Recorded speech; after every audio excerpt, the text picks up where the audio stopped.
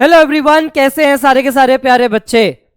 Your Agrim sir welcomes you to the complete chapter of principles of inheritance and variation. Commonly इस चैप्टर को हम genetics के नाम से जानते हैं और बहुत बच्चों को इससे काफ़ी डर लगता है। आज हम देखेंगे इस चैप्टर में डरने का कुछ भी नहीं है। There is nothing to worry about, there is nothing to fear about. बड़े आराम से, बिना डरे, बिना हिचकिचाहट के ये चैप्टर के सारे क्वेश्चन आप नीट में गारंटीड निकाल लेंगे। नीट के पैटर्न को समझना जरूरी है। यहाँ पे सिंपल सी चीज है, आपको यह जानना है कि आपका जो एग्जामिनर है वो कैसे क्वेश्चन पूछता है, उसके हिसाब से तैयारी करनी है। तो जब आप ध्यान देते हो एनटीए पे, एनटीए आपका एग्जामिनर है, वो नीट का पेपर बनवा रहा है। प्रीवियस ईयर उठा के देखो, 5-6 साल के ऐसे इजी क्वेश्चन पूछे हुए हैं ना, इतने इजी कि अगर मैं किसी 10th या 9th के बच्चे को बोल दूं बेटा ये चैप्टर है, इसे रीड कर लो, मैं उसे पूरा चैप्टर समझा दूं, उसका टेस्ट ले लूं, वो उससे सारे क्वेश्चन बना के दे सकता है। तो एनटीए आपका टफ लेवल के क्वेश्चन इस चैप्टर से नहीं देता। उनको भी पता है कि बच्चों को इससे डर लगता है, तो उन्होंने इस चैप्टर से जो क्वेश्चंस बना के दिए होते हैं वो इजी या मीडियम लेवल के दिए होते हैं। डिफिकल्टी लेवल के क्वेश्चन यहां से नहीं आते। डिफिकल्ट तो आपको लगता है, तैयारी नहीं करोगे तो डिफिकल्टी लगेगा, और तैयारी कर लोगे तो हर चीज मक्खन इजी लगेगी। तो अब इस ज्ञान के बाद हम सीधा अपना चैप्टर स्टार्ट करते हैं, principles of inheritance and variation. जब इसकी हम बात कर रहे हैं, यहां पे हमें जो टॉपिक कवर करना है, तो सारा का सारा चैप्टर एक बार में आज हम देख लेंगे। इस चैप्टर की अगर हम बात करते हैं, principles of inheritance and variation. अब जब भी आप बात करते हैं प्रिंसिपल्स की, तो प्रिंसिपल्स मतलब होता है एक बेसिक सेट ऑफ रूल्स, कुछ लॉज जो सब पे एप्लीकेबल होने चाहिए। That is your principles of inheritance and variation. NCERT की लाइंस पे डायरेक्ट क्वेश्चन आता है। तो ब्रांच ऑफ बायोलॉजी है जेनेटिक्स। ये जो जेनेटिक्स है, इसी में आप इनहेरिटेंस और वेरिएशन को डील करते हैं। तो study of principles of inheritance and variation is known as genetics. इसीलिए जब भी हम ये चैप्टर पढ़ते हैं तो हम ये कहते हैं कि we are going to study genetics. ठीक है, तो genetics is a branch of biology जहां पे आप इनहेरिटेंस और वेरिएशन के बारे में पढ़ाई करते हैं। इसके अलावा इनहेरिटेंस क्या है? इनहेरिटेंट का मतलब होता है एक जनरेशन से दूसरे जनरेशन में चीजों का पास होके आना। एक ऐसा प्रोसेस है जहां पे जो कैरेक्टर्स हैं पेरेंट से बच्चों में आते हैं। सवाल क्या आ सकता है, what is the basis of heredity? सीधा सवाल आएगा, what is the basis of heredity? तो आंसर ये रहा, inheritance is the basis of heredity. पढ़ोगे नहीं एनसीईआरटी तो टफ बन जाएगा यही क्वेश्चन, एनसीईआरटी पढ़ के बैठोगे तो इजी हो जाएगा यही क्वेश्चन। वेरिएशन मतलब क्या होता है? Difference. What is a variation? तो degree by which progeny differs from the parent. आप अपने आप को, पापा की फोटो रखो, मम्मी की फोटो रखो, अपनी फोटो रखो, तो तुम उन दोनों की आइडेंटिकल कॉपी तो नहीं हो। तुम्हारे कुछ फीचर्स मम्मा से मिल रहे होंगे, कुछ फीचर्स पापा से मिल रहे होंगे, है कि नहीं? तो वो डिग्री, वो डिफरेंस जिससे बच्चे और माँ बाप अलग अलग लगते हैं, उसे कहते हैं वेरिएशन। तो इनहेरिटेंस कैसे हो रही है, वेरिएशंस क्यों आ रहे हैं, इन्हीं की स्टडी को हम बोलते हैं जेनेटिक्स। ठीक है, मेंडल हम सब जानते हैं, father of genetics in general हम बोलते हैं मेंडल साहब को। अब अगेन जहां से क्वेश्चन आएगा वो देखो, सीधा सवाल आता है कि मेंडल ने किस टाइप का एक्सपेरिमेंट किए थे? तो हाइब्रिडाइजेशन एक्सपेरिमेंट्स किए हैं। हाइब्रिडाइज करने का मतलब होता है दो चीजों के बीच में कोई क्रॉस कराना। तो इन्होंने हाइब्रिडाइजेशन एक्सपेरिमेंट्स किए हैं। फिर सवाल आता है किस पर किया है? सीधा सवाल आएगा कि who worked on the garden pea? तो Mendel worked on the garden pea. What type of experiments? तो हाइब्रिडाइजेशन एक्सपेरिमेंट्स। सीधा सवाल आएगा कौन से प्लांट मटेरियल पे, तो लिखा हुआ है गार्डन पी। इसी गार्डन पी को आप कहते हैं एडिबल पी। अब ये स्ट्रेस इसलिए दिया जा रहा है क्योंकि अगर 11th की मॉर्फोलॉजी देखोगे तो वहां पे एक पौधे का नाम है स्वीट पी, साइंटिफिकली जिसे कहा जाता है लेथायरस।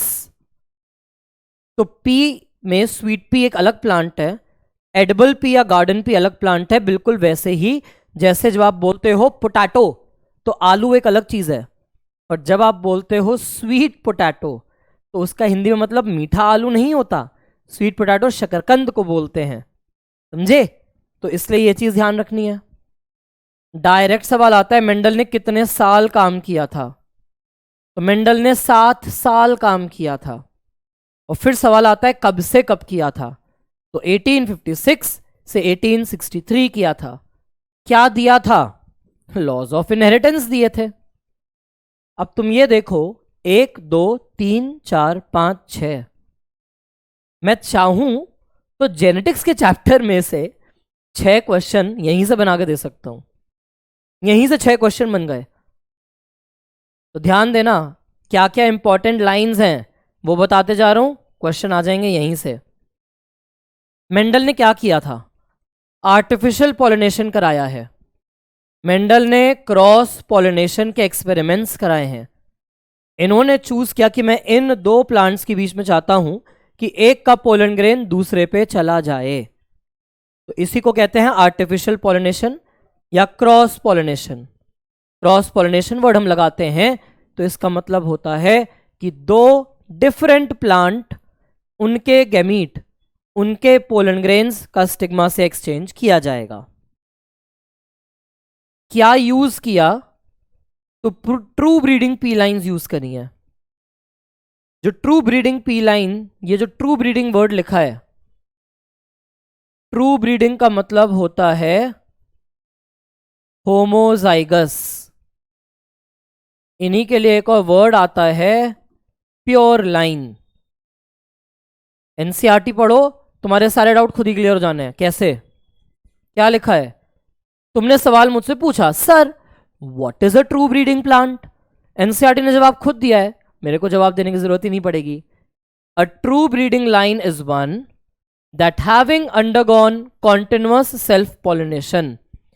ट्रू ब्रीडिंग लाइन का मतलब या होमोजाइगस या प्योर लाइन का मतलब ऐसा पौधा है, ऐसा पौधा अंडरगॉन कॉन्टिन्यूअस सेल्फ पॉलिनेशन। बहुत बार उसको आपने सेल्फ पॉलिनेट कराया है, उसी फूल के एंथर के पोलन को उसी फूल के स्टिग्मा पे डलवाया है। Stable trait inheritance, stable trait inheritance, वो जो भी फीचर को होल्ड कर रहा है, जो भी कैरेक्टर वो होल्ड कर रहा है, उसे बहुत स्टेबली आगे पास किया जाए फॉर सेवरल जनरेशंस। मतलब अगर आपने उस टॉल को सेल्फ पॉलिनेट कराया तो उसके बच्चे टॉल ही बनने चाहिए, तो आप बोलोगे वो ट्रू ब्रीडिंग है। अगर उसके बच्चे टॉल के साथ कुछ और फीचर शो कर रहे हैं तो इसका मतलब वो ट्रू ब्रीडिंग नहीं था। फिर सवाल आता है मेंडल ने कितने ट्रू ब्रीडिंग प्लांट्स लिए, तो इन्होंने ऐसे 14 ट्रू ब्रीडिंग प्लांट वैरायटीज ली हैं। ट्रू ब्रीडिंग मतलब होमोजाइगस प्योर लाइन। अगर वो वाइट है तो जब भी सेल्फ पॉलिनेट कराओ वाइट फ्लावर के ही बच्चे पैदा करेगा। अगर वो टॉल है तो उसे सेल्फ पॉलिनेट करा लो, वो टॉल बच्चे ही पैदा करेगा। पर्पल फ्लावर है तो पर्पल बच्चे ही होंगे। अगर वो ड्वार्फ है तो ड्वार्फ बच्चे ही होंगे। अगर राउंड सीड है तो कितनी बार भी सेल्फ पॉलिनेट करा लो राउंड बच्चे ही पैदा होंगे। तो ये चीज उन्होंने की थी। और ये जो 14 ट्रू ब्रीडिंग प्लांट वैरायटीज हैं, एनसीईआरटी ने कहा है they are like pairs, they were similar except for one character with contrasting traits. यहां पे बच्चों को बड़ा डाउट आता है। क्या डाउट आता है? कि what is a character and what is a trait. ये डाउट आता है, कैरेक्टर क्या है, ट्रेट क्या है।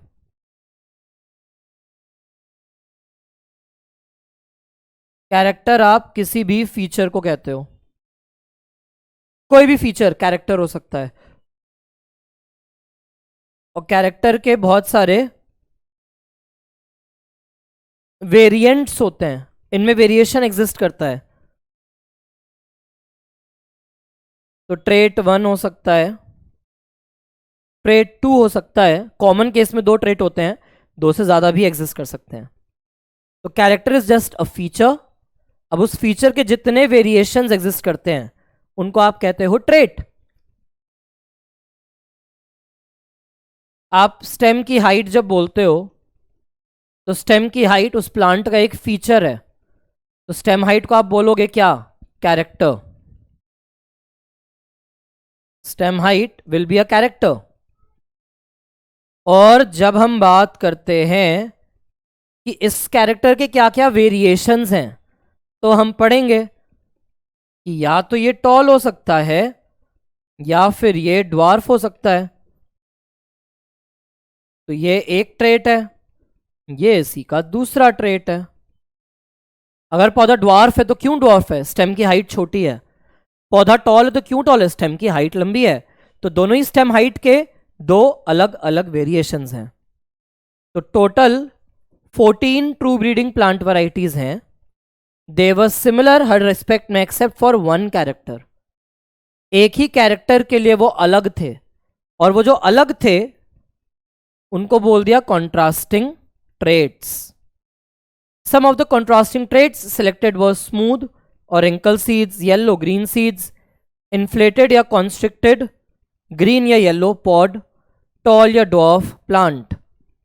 तो एनसीईआरटी में ये लिस्ट बनी हुई है। इस लिस्ट में साफ साफ दिया है कि कैरेक्टर्स क्या होते हैं, ट्रेट्स क्या होते हैं। तुमने बोला ह्यूमन आई कलर, तो ह्यूमन आई कलर एक कैरेक्टर है। अब उसका आई कलर ब्राउन है, ब्लैक है, ब्लू है, ग्रीन है, ये ट्रेट्स हैं। तुमने अपने मुंह से बोला सर ह्यूमन ब्लड ग्रुप, तो ह्यूमन ब्लड ग्रुप आपका एक कैरेक्टर है।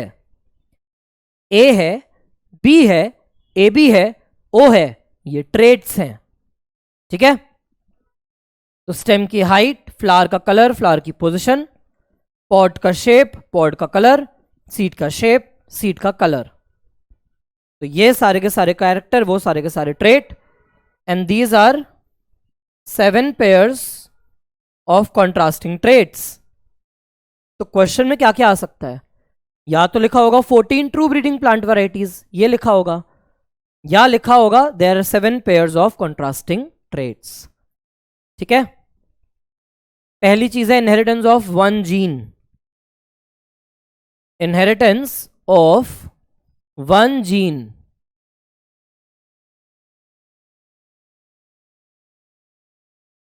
इसे ही कहा जाता है मोनोहाइब्रिड क्रॉस। एक सिंगल जीन का इनहेरिटेंस मतलब मोनोहाइब्रिड क्रॉस। मोनो मतलब एक, और एक कैरेक्टर के लिए आप हाइब्रिडाइजेशंस करा रहे हो। क्या दिख रहा है होता हुआ यहां पे? हमें पता है कि जब हम बात करते हैं अपने गार्डन पी की, तो गार्डन पी जो होता है it is a naturally bisexual self pollinating plant. Bisexual मतलब इसी फ्लावर के अंदर एंथर भी है, इसी फ्लावर के अंदर कार्पल भी है। स्टेमन कार्पल दोनों एक ही फूल के अंदर है, तो वो कंडीशन है बायसेक्सुअल। सेल्फ पॉलिनेटिंग, अगर आप इसके साथ इंटरप्शंस ना करो, तुम छेड़खानी ना करो, तो ये अपने उसी फ्लावर के पोलन ग्रेन को उसी फ्लावर के स्टिग्मा पे डालता रहेगा। तो ये मतलब होता है it is a naturally bisexual self pollinating plant. But Mendel को तो कराना था क्रॉस पॉलिनेशन। अब अगर मेंडल जी को क्रॉस पॉलिनेशन कराना है तो क्रॉस पॉलिनेशन के लिए इन्होंने क्या किया? ये एक फूल है तो ये बायसेक्सुअल, बट इसको ट्रीट करना है एज अ फीमेल पेरेंट। तो इस फूल के साथ क्या किया जा रहा है? इसके एंथर काट के हटा देंगे, इसका मेल पार्ट काट के हटा दिया जाएगा। तो इसी को हम कहते हैं इमैस्कुलेशन, रिमूवल ऑफ एंथर। एक ऐसा बाइसेक्सुअल फूल जिसको as a female parent treat करना है, तो जब ये फ्लावर बड स्टेज में होता है, एंथर जब इमेच्योर होते हैं, तभी उनको काट के हटा दिया जाता है। तो this is known as emasculation, masculine part को हटाना, मेल पार्ट को हटाना, तो रिमूवल ऑफ एंथर कर दिया जाता है। और दूसरा वाला एज अ मेल ट्रीट हो रहा है, तो यहां से पोलन ग्रेन लिए जाएंगे और इधर ट्रांसफर कर दिए जाएंगे। जब ये ट्रांसफर कराया जाएगा, फर्टिलाइजेशन होगा, फर्टिलाइजेशन से फ्रूट और सीड्स बनेंगे। भाई मटर का जो पूरा पॉड है वो फ्रूट है, उससे आए सीड, इन बीजों को बो दिया, और हर बीज से क्या निकला?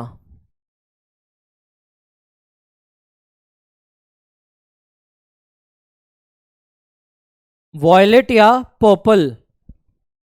फ्लावर कलर वॉयलेट भी यूज कर सकते हैं, या फ्लावर कलर में कई बार पर्पल लिखा होता है। तो सारे के सारे बच्चे कैसे आए हैं? All of them have violet या पर्पल फ्लावर्स। क्या क्रॉस बना है इसका? एनसीईआरटी ने क्रॉस यहां पे जो समझाया है वो लिया है स्टेम हाइट का। यहां अगर हम देखें क्रॉस, तो यहां क्रॉस कैसे बनेगा? पेरेंट होमोजाइगस पर्पल, दूसरा पेरेंट होमोजाइगस वाइट, पर्पल या वॉयलेट कुछ भी बोल लो, पर्पल या वॉयलेट दोनों एक साथ चल जाते हैं। होमोजाइगस मतलब होता है दोनों एकदम सेम होंगे, तो होमोजाइगस पर्पल, होमोजाइगस वाइट, और इनके क्रॉस से जो पहली जनरेशन आती है उसे कहते हैं F1। Capital P small P, सारे निकले पर्पल। पर्पल का क्रॉस वाइट से करा रहे हैं, पोलन ग्रेन वाइट के लिए और स्टिग्मा पे डाल दिए पर्पल के।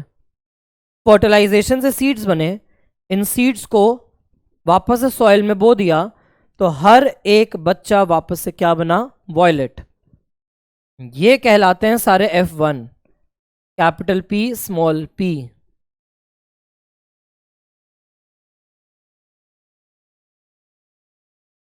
Purple violet both are acceptable here. ठीक है, इसी को अगर हम स्टेम हाइट से समझने की कोशिश करें, तो स्टेम हाइट से हम कैसे समझ सकते हैं? पेरेंट हमेशा होमोजाइगस डोमिनेंट होते हैं,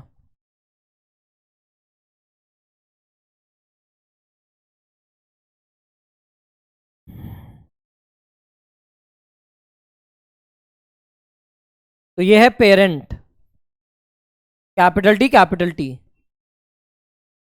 ये है dwarf plant, small T small T.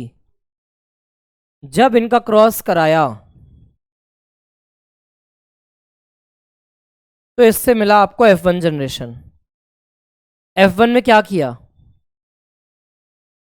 F1 में सारे प्लांट टॉल आए, F1 के अंदर सारे plants tall, capital T small T के क्रॉस से F1 में कैपिटल टी स्मॉल टी आ गए सारे। अब इस F1 जनरेशन में करा दी सेल्फिंग, टॉल का टॉल से ही नॉर्मल क्रॉस कराया जा रहा है। जब ये चीज कराई तो आपके पास जो चीज आती है उसे आप कहते हो F2 generation. You get the F2 generation. F2 generation में क्या दिख रहा है? अब 3 टॉल, 1 डॉफ, 4 में से 3 टॉल दिख रहे हैं, 4 में से सिर्फ 1 डॉर्फ दिख रहा है। तो ये जो रेशियो कहलाती है, जो आपको दिख रही है, इसे हम कहते हैं 3:1 फिनोटिपिक रेशियो। 3:1 का फिनोटिपिक रेशियो है कहां? F2 जनरेशन में। किसकी? मोनो हाइब्रिड क्रॉस की। एक ही जीन को तो स्टडी कर रहे हैं हम, सिंगल जीन को स्टडी किया जा रहा है यहां पे। मान लो अगर हम बात करें फ्लावर के कलर की,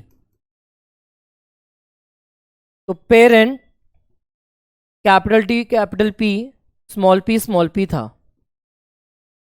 पर्पल का क्रॉस करा दिया था वाइट से, ठीक है। अब इसके अंदर हमने क्या देखा था, सारे F1 क्या आ गए थे, सारे के सारे आ गए थे पर्पल रंग के। इसका भी अगर F2 चाहिए था तो F1 की selfing capital P small P का cross capital P small P से कराना पड़ता है। यही क्रॉस जब हम कराते हैं तो इसको हम कैसे शो करते हैं, मान लो हमारे पास एक फीमेल है, ये दो टाइप के गैमीट्स बनाएंगे, capital P small P gamete. हमारे पास मेल है, दो टाइप के gamete, capital P small P gamete. क्या रेशियो आ गई यहां पे, आरसी पनेट एक साइंटिस्ट थे, उन्होंने दिया था ये तरीका, पनेट स्क्वायर कहते हैं इसीलिए। Capital P capital P capital P small P capital P small P small P small P, ये कॉम्बिनेशन बन रहा है F2 के अंदर। तो हमने क्या कहा, ये तीन मेंबर क्या दिख रहे थे, पर्पल, तीन मेंबर पर्पल और सिर्फ एक मेंबर वाइट। इसको हम बोलते हैं phenotypic ratio of F2 generation, simple phenotypic ratio of F2 generation. लेकिन जीनोटाइप देखें, फिनोटाइप मतलब होता है वो दिखता कैसा है, जीनोटाइप का मतलब है कि कैसे आप उसको रिप्रेजेंट करते हो, क्या सिंबल्स हैं उसके।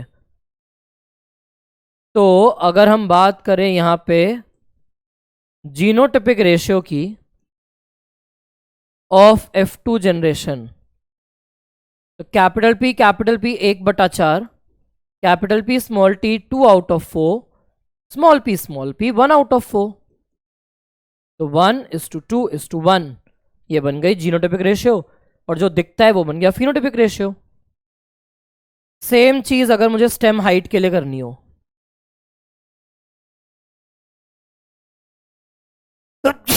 सॉरी,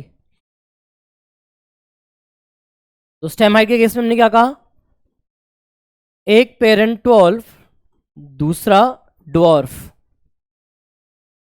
होमोजाइगस मतलब उसके दोनों अलील्स सेम हैं, हम बोलेंगे देयर इज अ जीन, भाई जीन एक डीएनए का टुकड़ा है जो स्टेम की हाइट को कंट्रोल करेगा। अब अगर उस जीन का एक फॉर्म ये है तो टॉल पौधे बनेंगे, उसी जीन में ये कॉम्बिनेशन है तो ड्वार्फ पौधे बनेंगे। F1 में इससे क्या आया, कैपिटल टी, यहां से क्या आया, स्मॉल टी, तो सारे F1 बन गए टॉल।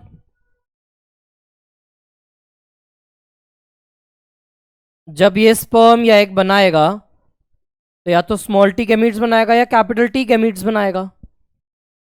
हमने कहा F2 के लिए F1 की सेल्फिंग कराई जाती है, तो मेल में स्पर्म कैपिटल टी या स्मॉल टी कुछ भी हो सकता है, फीमेल का एग कैपिटल टी या स्मॉल टी कुछ भी हो सकता है। आरसी पनेट ब्रिटिश साइंटिस्ट थे, उन्होंने पनेट स्क्वायर का कॉन्सेप्ट दिया था, capital T capital T capital T small T capital T small T small T small T.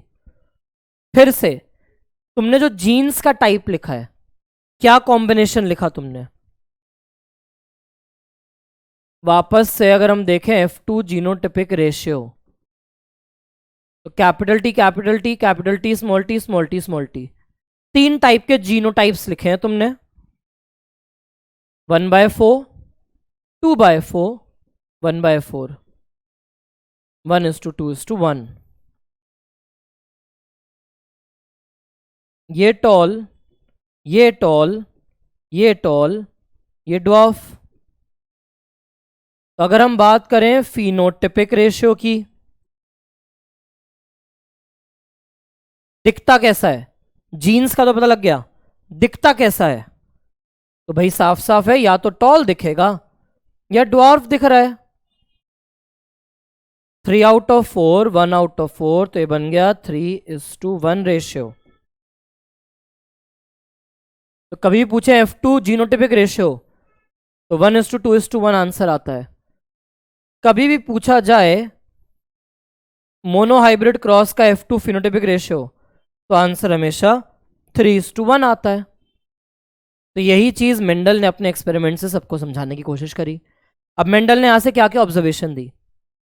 Monohybrid cross के बेसिस पे मेंडल ने दो चीजें बताई। क्या? पहला, टॉल और ड्वार्फ को क्रॉस करा रहे हो, F1 में सारे टॉल आ रहे हैं, मतलब वो फैक्टर जो ड्वार्फनेस कराता है। मेंडल को जीन वर्ड नहीं पता था, मेंडल ने फैक्टर फैक्टर फैक्टर बोल के काम किया है। मेंडल ने कहा ड्वार्फिज्म के लिए जो फैक्टर था वो F1 में सप्रेस हो गया है, दिख ही नहीं रहा। तो उन्होंने बोल दिया लॉ ऑफ डोमिनेंस कि जब भी आप दो अलग अलग चीजों को क्रॉस करा रहे हैं, डिसिमिलर पेयर का क्रॉस है, सिमिलर नहीं है डिसिमिलर है, तो एक छुप जाएगा एक दिखेगा। जो दिखता है वो डोमिनेंट उसे कैपिटल लेटर से दिखाते हैं, जो छुप गया वो रिसेसिव उसे स्मॉल लेटर से दिखाते हैं। लेकिन उन्होंने कहा जब दो टॉल का क्रॉस कराया, अब दो टॉल का क्रॉस कराया है, तो इन्होंने कहा कि F2 जनरेशन में कुछ ऐसा जादू चला कि जो F1 में छुप गया था वो वापस आ गया। तो इन्होंने कहा कि जब F1 आगे गैमीट्स बनाएगा तो ये जो फैक्टर्स थे ये अलग अलग होंगे, इस तरीके से होंगे कि वो जो छुपा हुआ फैक्टर था वो अपने ही जैसे दूसरे फैक्टर के साथ मिलकर अब अपने आप को एक्सप्रेस करा लेगा। तो F1 में एक छुप जाता है एक दिखता है, ये था लॉ ऑफ डोमिनेंस। F2 के अंदर गैमीट फॉर्मेशन के टाइम पर जब F1 गैमीट बनाएगा तो गैमीट बनाते टाइम ये दोनों फैक्टर्स अलग हो जाते हैं। अब दो रिसेसिव फैक्टर्स, दो वो फैक्टर जो छुप गए थे अगर एक साथ आ गए तो वो दिख जाते हैं। तो टॉल के क्रॉस से ड्वार्फ आ गया, तो यहां से इन्होंने दिया था लॉ ऑफ सेग्रीगेशन कि गैमीट बनाते में वो दोनों फैक्टर्स, वो दोनों अलील्स एक दूसरे से अलग हो जाते हैं। ठीक है, सवाल आएगा पनेट स्क्वायर किसने दिया? तो ब्रिटिश जेनेटिसिस्ट थे, ब्रिटिश साइंटिस्ट थे, RC पनेट। क्या है? एक ग्राफिकल या पिक्टोरियल रिप्रेजेंटेशन है। प्रोबेबिलिटी ढूंढते हो आप सारे पॉसिबल जीनोटाइप्स की। ठीक, गैमीट्स को दो साइड पे लिख दिया था, मेल का गैमीट एक तरफ, फीमेल का गैमीट एक तरफ। ठीक है, रो और कॉलम बना के, और सारे कॉम्बिनेशंस को डब्बों के अंदर डाल देते हैं, स्क्वायर आउटपुट आ जाता है। अब एक दिक्कत थी कि genotype of a tall plant at F2 क्या होगा, पता नहीं, कंफ्यूजन में आ गए। तो इन्होंने टॉल प्लांट्स जो थे F2 के, उन्हें ड्वार्फ के साथ क्रॉस कराना शुरू किया। ऐसे क्रॉसेस को कहते हैं टेस्ट क्रॉस।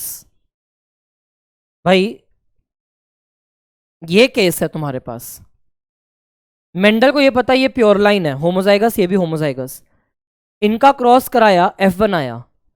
तो F1 में तो पक्का ही पता है ना डिसिमिलर पेयर ऑफ अलील्स हैं, हेटेरोजाइगस कंडीशन बोलते हैं। जब दोनों अलील सेम होते हैं तो होमोजाइगस, जब दोनों अलील अलग होते हैं तो हेटेरोजाइगस। लेकिन जब F2 में सारे टॉल आए तो अब कंफ्यूजन हो गई कौन होमोजाइगस है कौन हेटेरोजाइगस। ये जो पनेट स्क्वायर वाला कॉन्सेप्ट है सारा का सारा, ये तो बाद में आया है, मेंडल के टाइम पे थोड़ी था। तो मेंडल ने क्या किया, ये मेंडल ने टेस्ट क्रॉस की मदद ली। टेस्ट क्रॉस एक ऐसा क्रॉस है जहां पे ऑर्गेनिज्म जो डोमिनेंट फिनोटाइप दिखा रहा है और जिसका जीनोटाइप आपको पता लगाना है, उसको आप क्रॉस कराते हो एक रिसेसिव पेरेंट से। सेल्फ क्रॉस ना करा के उसकी रिसेसिव पेरेंट से क्रॉस करा दिया जाता है। तो ऐसे क्रॉसेस को कहा जाता है टेस्ट क्रॉस। फिर आप प्रोजेनी को एनालाइज कर सकते हो। हम पहले अपना एग्जांपल देखते हैं फिर एनसीईआरटी पे आते हैं। हमने ये समझ लिया कि F2 में मेंडल को ये एक टॉल प्लांट मिला, ये टॉल प्लांट मिला और ये टॉल प्लांट मिला।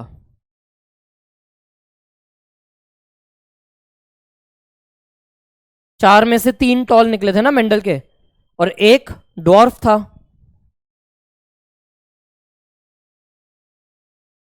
अब मेंडल को यह पता था कि ड्वार्फ तो यही हो सकता है हमेशा, ड्वार्फ इज ऑलवेज होमोजाइगस, लेकिन अब F2 में पता लगाना था कि इनमें से किसका जीनोटाइप क्या है, कौन से में दोनों फैक्टर सेम है, कौन से दोनों फैक्टर अलग है। तो उन्होंने कहा कोई बात नहीं, बहुत सिंपल सा काम करते हैं, इसका क्रॉस कराते हैं ड्वार्फ से, इसका भी क्रॉस कराते हैं ड्वार्फ से, इसका भी क्रॉस कराते हैं ड्वार्फ से, तीनों का क्रॉस करा दिया ड्वार्फ प्लांट से, कोई दिक्कत नहीं आ रही, क्रॉस करा दिया ड्वार्फ से। अब रिजल्ट क्या आया, इसका रिजल्ट आया जितने पौधे बने, सारे पौधे जो बने वो सारे टॉल बने। यहां से एक पौधा तो टॉल बना,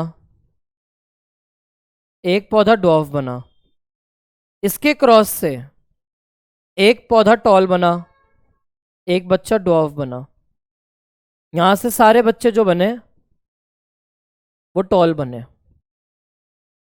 तो मेंडल ने क्या दिमाग चलाया, मेंडल ने कहा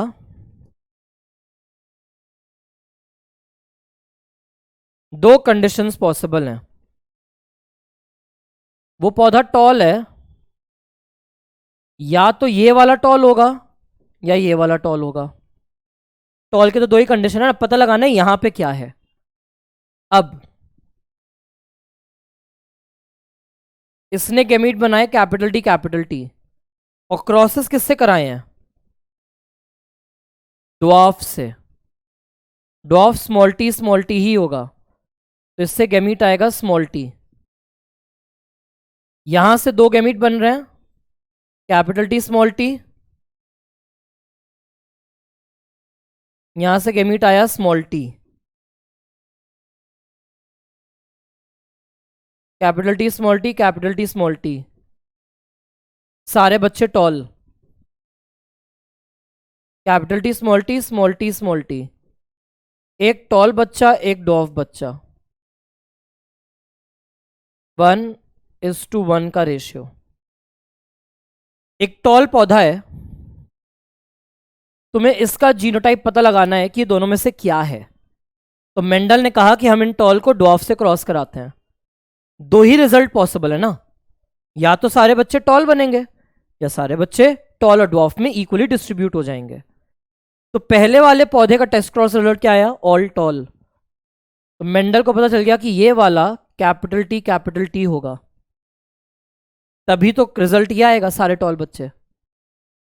सेकेंड में बच्चे में क्या दिख रहा है, एक टॉल एक ड्वार्फ, एक टॉल एक ड्वार्फ।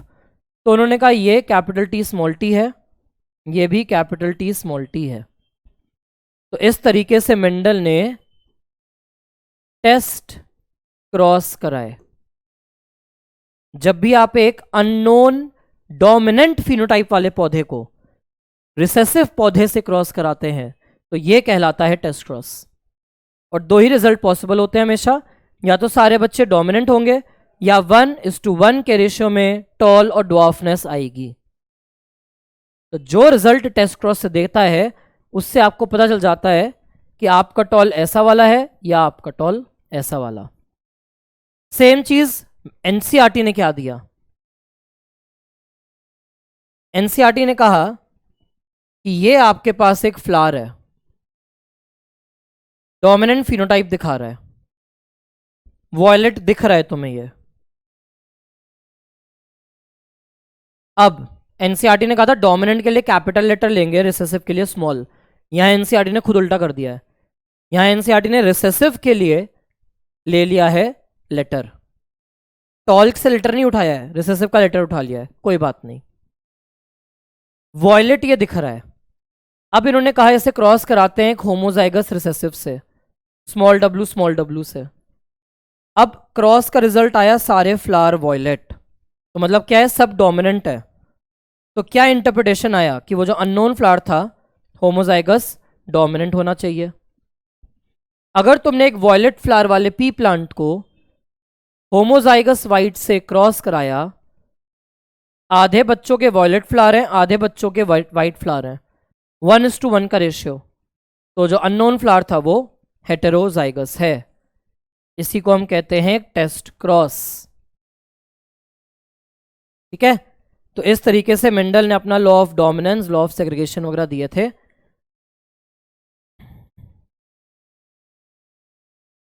क्या क्या बात तुम्हें ध्यान रखनी है, सवाल कैसा आएगा? तो सवाल आएगा कि what is a monohybrid cross. तो सिर्फ एक जीन या एक कैरेक्टर को आप पढ़ रहे हो। सीधा सवाल आता है कि इसके F2 में फिनोटिपिक रेशियो क्या होगी और जीनोटिपिक रेशियो क्या होगी। तो ये रेशियो आती है 3:1, ये रेशियो आती है 1:2:1। सीधा सवाल तुमसे पूछा जाएगा कि F2 के अंदर कितने टाइप के फिनोटाइप्स हैं, कितने टाइप के जीनोटाइप्स हैं।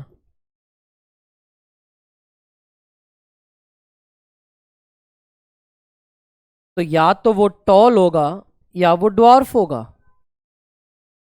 You have only 2 types of phenotype in the ratio 3:1।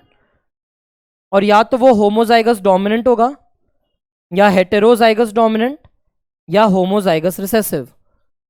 तो 3 टाइप्स के जीनोटाइप्स हैं इन द रेशियो 1:2:1। और यही मोनोहाइब्रिड क्रॉस है। इसी के बेसिस पे मेंडल ने दिया था law of dominance. Law of dominance कहता है कि in a dissimilar pair of allele, in a dissimilar pair of factor, आपको ये सारा का सारा क्या दिखेगा, टॉल। टॉल डोमिनेंट फीचर है। कैपिटल वी स्मॉल वी सारे दिखेंगे violet. Capital R small R सारे सीड्स बनेंगे round. Capital Y small Y सारे सीड्स बनेंगे येलो। तो दो अलग डिसिमिलर पेयर अलील का है लेकिन फीचर एक का ही दिखेगा। तो this is law of dominance. फिर इसी के बेसिस पर उन्होंने दिया लॉ ऑफ सेग्रीगेशन कि जब भी गैमीट बनेंगे, जब भी गैमीट बनना होगा तो टीटी से गैमीट हमेशा क्या बनेंगे, 50% को capital T, 50% small T.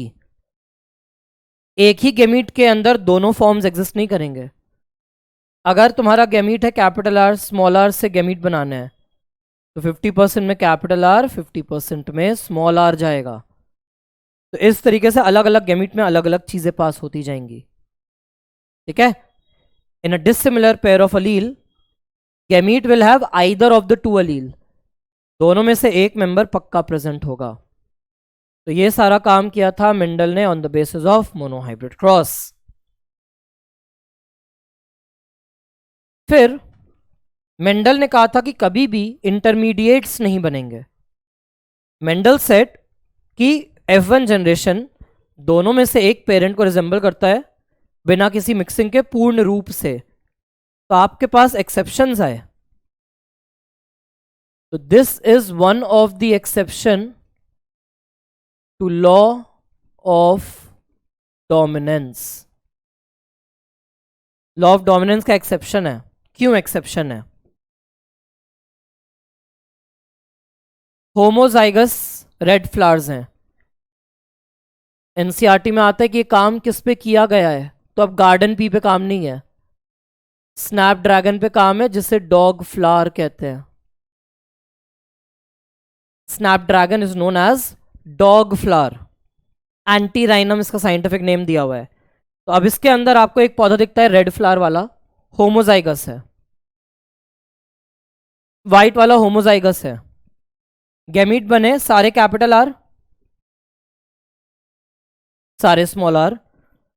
F1 generation में अब रेड नहीं है, इंटरमीडिएट पिंक हो चुके हैं सारे के सारे।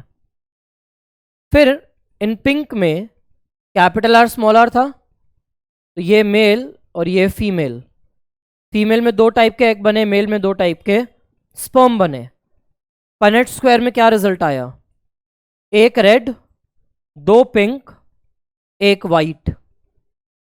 तो फिनोटाइपिक और जीनोटाइपिक रेशियो F2 जनरेशन की बिल्कुल सेम दिख रही है, 1:2:1, 1:2:1, 3:1 नहीं दिखेगा। अब जीनोटाइप चेंज नहीं हुआ, फिनोटाइप चेंज हो गया है। अब ये आपको 3:1 नहीं दिख रहा है। Now you are able to see it as just 1:2:1 ratio. तो ये है आपका इनकम्प्लीट डोमिनेंस। इनकम्प्लीट डोमिनेंस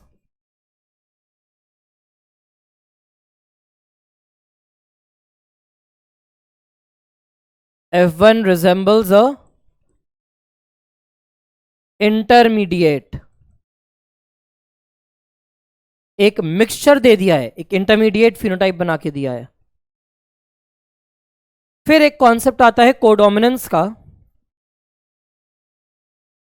और एनसीईआरटी ने यहीं पे साथ में आपको समझा दिया है मल्टीपल अलीलिज्म।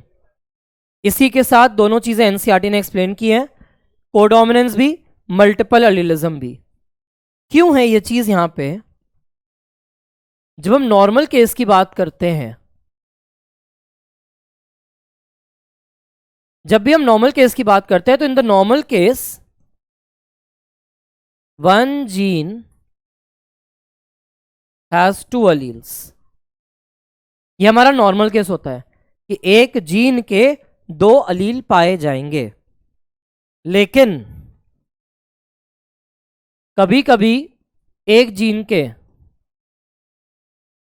2 से ज्यादा अलील होते हैं। A single gene has more than 2 alleles, तो इसे हम कहते हैं मल्टीपल अलीलिज्म। इसका एग्जाम्पल है ह्यूमन ब्लड ग्रुप सिस्टम। और ह्यूमन ब्लड ग्रुप सिस्टम के अंदर ही हमारे पास आता है ये कॉन्सेप्ट कोडोमिनेंस का। कोडोमिनेंस भी हमारा एक्सेप्शन है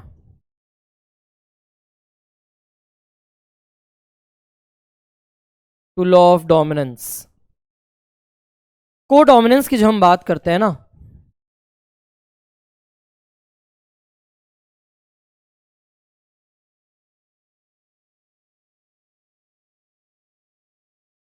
तो कोडोमिनेंस के केस में हम ये कहते हैं दैट F1 रिजेंबल्स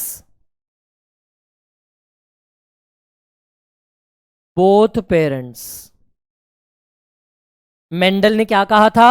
F1 किसी एक पेरेंट को रिजेंबल करेगा, ये मेंडल ने कहा था। F1 will resemble only a single parent. लेकिन एक साइंटिस्ट ने देखा कि यार ये तो दोनों में से किसी को नहीं कर रहा, मिक्सचर बना दे रहा है, तो वो बन गया इनकम्प्लीट डोमिनेंस। किसी और साइंटिस्ट ने देखा कि ये मिक्सचर नहीं बन रहा, लेकिन ये दोनों को रिजेंबल कर रहा है, तो वो बन गया कोडोमिनेंस। कोडोमिनेंस का जो हमारा एग्जाम्पल है that is AB blood group of humans. एक पेरेंट है जिसका ब्लड ग्रुप है A, जीनोटाइप हम लिखते हैं IA। हमने कहा था होमोजाइगस होना जरूरी है। क्रॉस कराते हैं B ब्लड ग्रुप वाले से, IB। A और B जो ब्लड ग्रुप हैं, इनका नाम पड़ता है एंटीजन के बेसिस पर। एंटीजन सरफेस के प्रोटीन होते हैं। तो अब मान लो A को देखते हैं हम,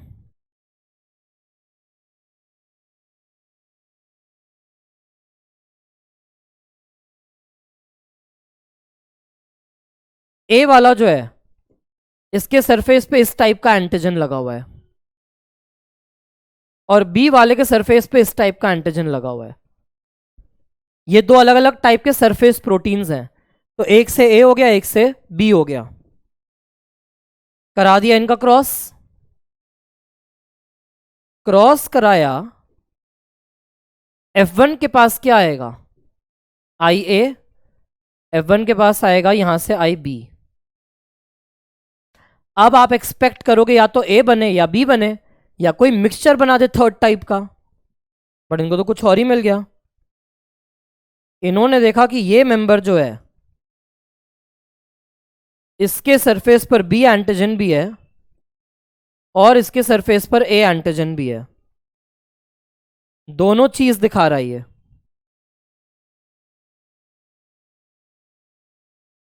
this is antigen A, this is antigen B, इसके पास ए भी दिख रहा है, इसके पास बी भी नजर आ रहा है। इनके रेड ब्लड सेल के सरफेस पे दोनों एंटीजेंस दिख रहे हैं, तो ये दोनों को रिजेंबल कर रहा है। इसे हम कहते हैं कोडोमिनेंस। तो एनसीईआरटी ने कोडोमिनेंस और मल्टीपल एलिलिज्म एक साथ दे दिया है, क्योंकि multiple allelism human blood group show करता है, और ह्यूमन ब्लड ग्रुप के अंदर IAIB जो है, the blood group AB is the example of codominance. इसलिए एनसीईआरटी ने दोनों टॉपिक्स को मिक्स कर दिया है।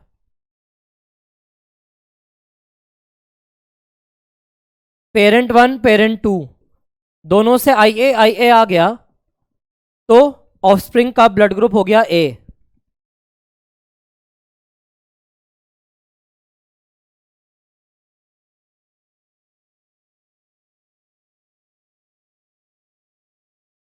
क्या क्या दिखेगा तुम्हें यहां पे? पहले वाले का क्या लिखा हुआ है? जीनोटाइप IA है, तो इनके सरफेस पे खाली A एंटीजन, यहां पे A एंटीजन, इसके पास A भी होगा और इनके पास B एंटीजन भी मिलेगा। A B के पास दोनों चीजें हैं, B के पास एक ही टाइप का एंटीजन है, O के पास A या B में से कोई भी एंटीजन प्रेजेंट नहीं होता है। A के साथ B IAIB बनता है कोडोमिनेंस का एग्जाम्पल। IA के साथ रिसेसिव I, यहां दिखती है कंप्लीट डोमिनेंस, सारा का सारा एंटीजन A बन जाता है। B के साथ A अगर आ जाए तो भी IAIB AB ही ब्लड ग्रुप बनेगा। तो अगर मैं देखूं तो ये दोनों बेसिकली सेम ही है, अलग अलग नहीं है, सेम है दोनों। तो 1 2 3 4 5 6 यूनिक जीनोटाइप्स हैं। ये सेकंड वाला और ये वाला सेम है बिल्कुल, दोनों भी हैं, तो एंटीजन बी और आई, तो ये भी यहां क्या दिखा रहा है? Complete dominance. और लास्ट में दोनों रिसेसिव आई हैं, तो देयर इज नो एंटीजन। तो इस तरीके से ये कॉम्बिनेशन को हम समझ सकते हैं। यहां पे हमें दिख रहा है कि जीन एक है, देयर इज जीन आई। अब ये जीन आई का एक टाइप है IA, जो मेरे आरबीसी के सरफेस पे, आरबी के सरफेस पे ए एंटीजन लगवा देगा। इसी का दूसरा टाइप है IB, ये हमारे आरबीसी के सरफेसेस पर बी एंटीजन लगवा देगा। और इसका थर्ड टाइप है जैसे IO, या हम कहते हैं रिसेसिव I, ये आरबी के सरफेस पर कोई एंटीजन नहीं लगाता। तो दोनों AA हैं, तो ब्लड ग्रुप A के साथ B तो ब्लड ग्रुप B, A के साथ I तो ब्लड ग्रुप वापस A। तो multiple allelism human blood group के अंदर प्रेजेंट है, एक ही जीन के दो से ज्यादा अलील्स हैं। ठीक है, अगर हम देखें ह्यूमन ब्लड ग्रुप के बारे में, तो ह्यूमन ब्लड ग्रुप सिस्टम यहां से तुम्हें मल्टीपल अलीलिज्म मिलता है। यहीं एक एग्जाम्पल कोडोमिनेंस का है, यहीं पे दो एग्जाम्पल कंप्लीट डोमिनेंस के हैं, IA के साथ I या IB के साथ I। ह्यूमन ब्लड ग्रुप में कितनी सारी चीजें देखने को मिल जाती हैं।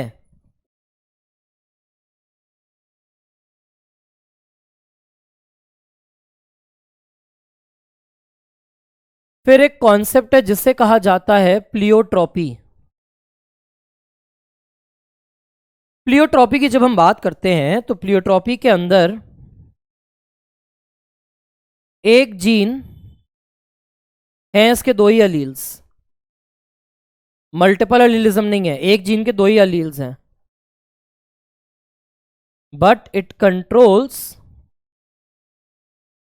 मोर देन वन कैरेक्टर, एक से ज्यादा कैरेक्टर को ये कंट्रोल करता है। नॉर्मल केस होता है एक जीन एक कैरेक्टर को कंट्रोल करे, यहां पे एक जीन से एक से ज्यादा कैरेक्टर को अफेक्ट हो जाता है। तो क्या एग्जांपल दिया एनसीईआरटी ने? एनसीईआरटी ने कहा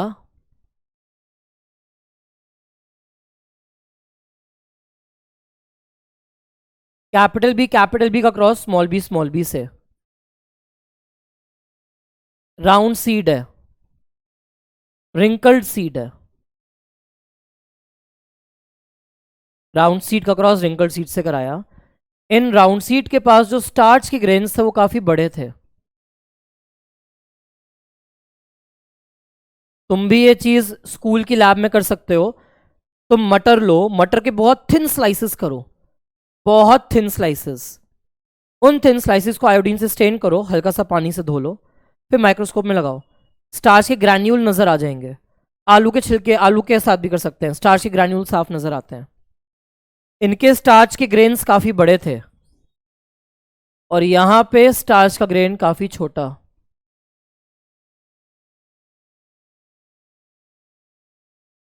तो ये है मेरा पेरेंट। F1 देखे तो कैपिटल बी स्मॉल बी बने थे, सारे राउंड, लेकिन इंटरमीडिएट स्टार्च ग्रेन के साथ। स्टार्च का जो ग्रेन था उसका साइज ना लार्ज था ना स्मॉल, उनके बीच का साइज आ गया, कोई बात नहीं। F2 निकाला, capital B capital B capital B small B small B small B, तीन कंडीशंस आई। अब ये राउंड, ये राउंड, ये निकल गया रिंकल्ड, तो यहां रेशियो क्या आ गई? 3:1। और ये हम क्या देख रहे हैं यहां पे? सीड का शेप। स्टार्च ग्रेन जब देखा,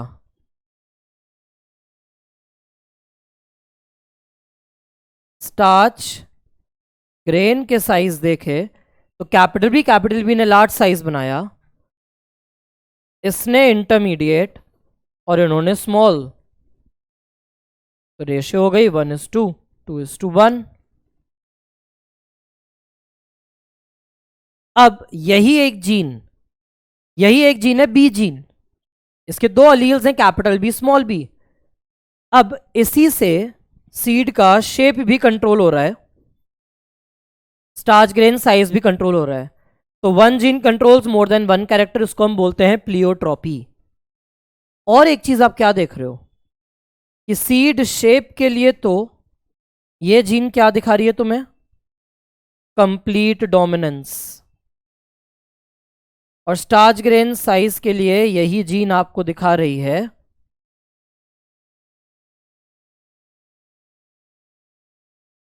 इनकम्प्लीट डोमिनेंस। एक ही जीन है लेकिन दो कैरेक्टर को कंट्रोल कर रही है, तो प्लियोट्रॉपी। और यही जीन दो डोमिनेंट पैटर्न्स भी दिखा रही है। आप ये नहीं कह सकते कि ये जीन कंप्लीटली डोमिनेंट है। कंप्लीटली डोमिनेंट होती तो ये सारे के सारे सीड लार्ज होते, इनका स्टार्च ग्रेन लार्ज होता। आप ये भी नहीं कह सकते कि this gene is incompletely dominant. अगर ऐसा होता तो राउंड और रिंकल के क्रॉस से सीड्स राउंड नहीं बनते, कोई इंटरमीडिएट शेप आ जाता है इनके सीड्स का भी, ऐसा भी नहीं हुआ। तो शेप के लिए यही जीन कंप्लीट डोमिनेंट दिखा रही है, मेंडल के लॉ को फॉलो कर रही है। स्टार्च ग्रेन के साइज के लिए यही जीन मेंडल के लॉ का एक्सेप्शन बनके इनकम्प्लीट डोमिनेंस दिखा रही है। तो इसलिए एनसीईआरटी कहती है dominance is not autonomous feature of a gene. Autonomous मतलब अपना इंडिपेंडेंट फीचर, ऑटोनॉमस होने का मतलब होता है इंडिपेंडेंट हो जाना। तो एक जीन से वही प्रोडक्ट बन रहा है, तो डोमिनेंस उस जीन का अपना इंडिपेंडेंट फीचर नहीं है, वो डिपेंड करेगा ऑन द जीन प्रोडक्ट। उसने क्या प्रोडक्ट बनाया, production of a phenotype from this product, उस प्रोडक्ट ने कैसा फिनोटाइप जनरेट किया है उसके हिसाब से आप बताओगे कि वो जीन कैसा डोमिनेंट पैटर्न दिखा रहा है। ठीक है, मान लेते हैं तुम्हारे पास एक फूल है लाल रंग का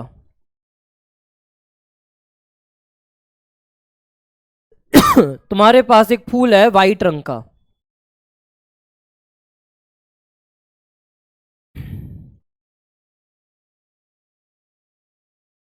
इनका क्रॉस कराया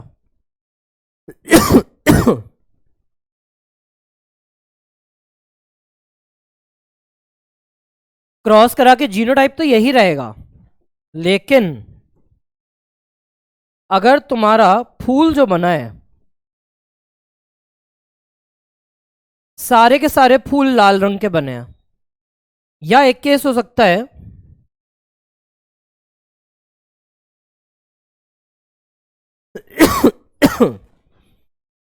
तुम्हारे फूल में रेड और व्हाइट दोनों है,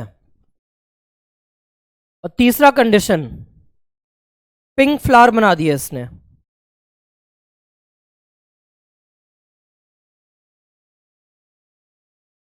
रेड को व्हाइट से क्रॉस कराने के बाद तीन कंडीशन पॉसिबल है।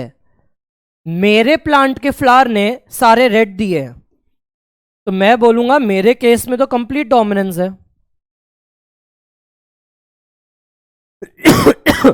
तुमने एक रेड और व्हाइट का क्रॉस कराया, तुम्हारे केस में उसके रेड और व्हाइट दोनों पेटल्स दिख रहे हैं, it is resembling both the parents,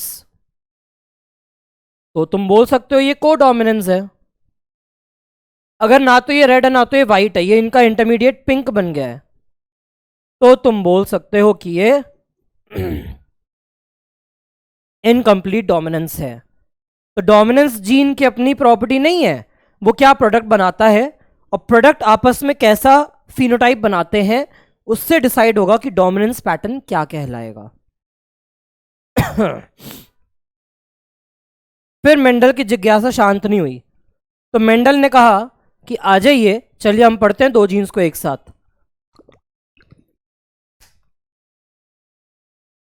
तो मेंडल ने दो जीन्स को भी पढ़ा, तो उसे हम कहते हैं इनहेरिटेंस ऑफ टू जीन्स या dihybrid cross. It is just product. बचपन की मैथ्स में सिखाते हैं प्रोडक्ट मतलब होता है मल्टीप्लिकेशन, तो it is the multiplication of two मोनोहाइब्रिड्स।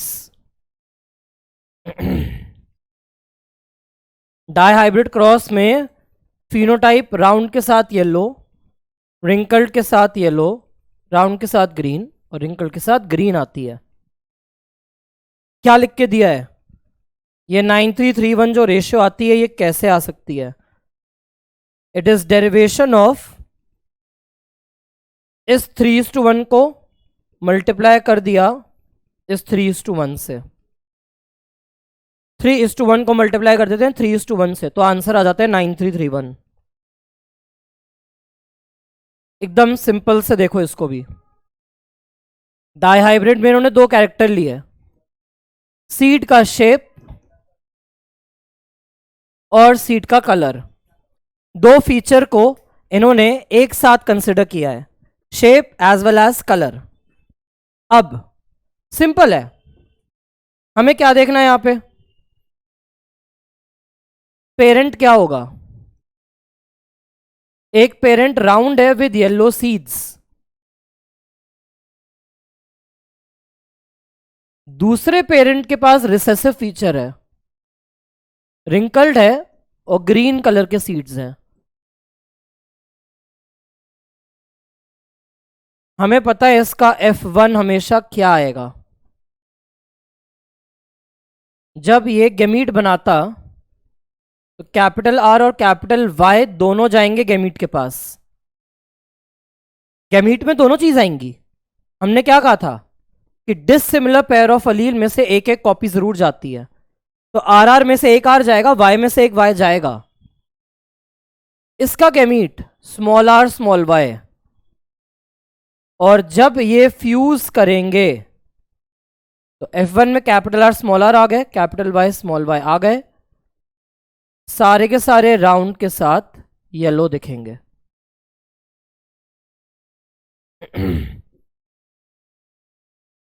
ये जब गैमीट बनाएगा तो यहां पे गैमीट क्या आएंगे, गैमीट के अंदर इस आर और इस आर में से एक मेंबर जरूर आएगा, वाई और वाई में से एक मेंबर, तो कैपिटल वाई आ गया, या आर के साथ स्मॉल वाई भी आ सकता है, स्मॉल आर के साथ कैपिटल वाई या स्मॉल आर के साथ स्मॉल वाई, कुछ भी आ सकता है।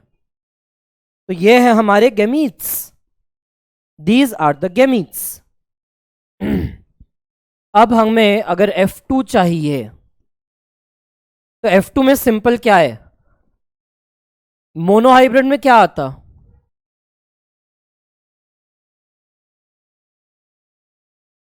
राउंड और रिंकल्ड आते 3:1 के रेशियो में।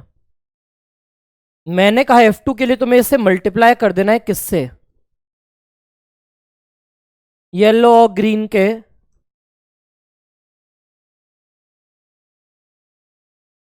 इंडिविजुअली मोनोहाइब्रिड ये होते ना। अब इसको मल्टीप्लाई कर दो, राउंड को मल्टीप्लाई करो येलो से, तो आंसर क्या आ जाएगा, round and yellow, capital R small R, capital Y small Y, 9।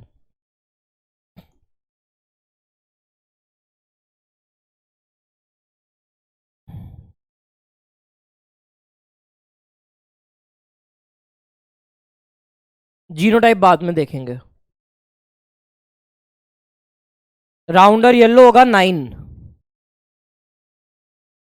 अब इसी राउंड को ग्रीन से भी मल्टीप्लाई करना है, तो वो दिखने में राउंड है लेकिन कलर उसका ग्रीन, तो 3। रिंकल्ड को येलो से मल्टीप्लाई किया,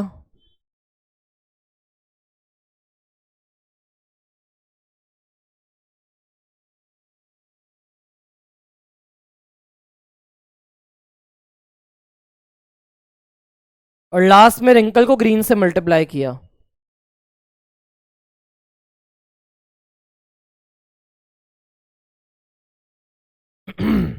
तो ये फिनोटाइपिक रेशियो आ गया 9:3:3:1।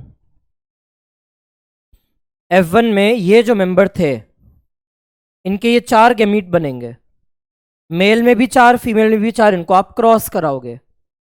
क्रॉस कराने के बाद आपको टेबल बनाने की जरूरत नहीं है, सिंपली इन दोनों F2s को मल्टीप्लाई कर दो तो सीधा सीधा आंसर आ जाता है। इंडिविजुअली F2 की रेशियो क्या आती है जीनोटाइप्स की, 1:2:1। मल्टीप्लाई कर दो इसको,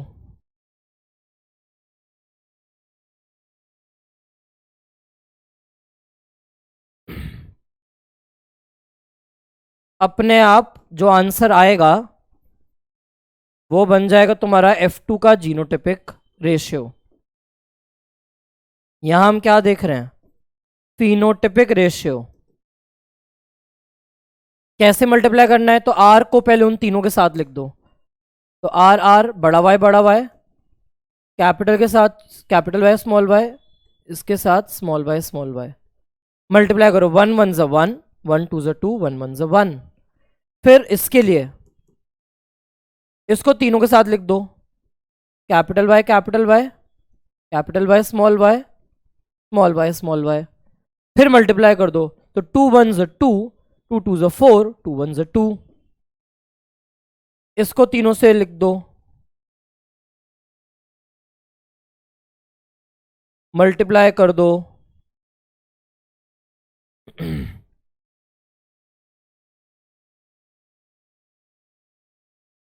तो दो मोनोहाइब्रिड को बस मल्टीप्लाई करना है और तुम्हारे पास डाईहाइब्रिड का रेशियोज आ जाता है। तो सिंपल मल्टीप्लिकेशन ही होती है बस यहां पे। इसके बेसिस पर, इनके बेसिस पर मेंडल ने पास किया इंडिपेंडेंट असॉर्टमेंट का लॉ।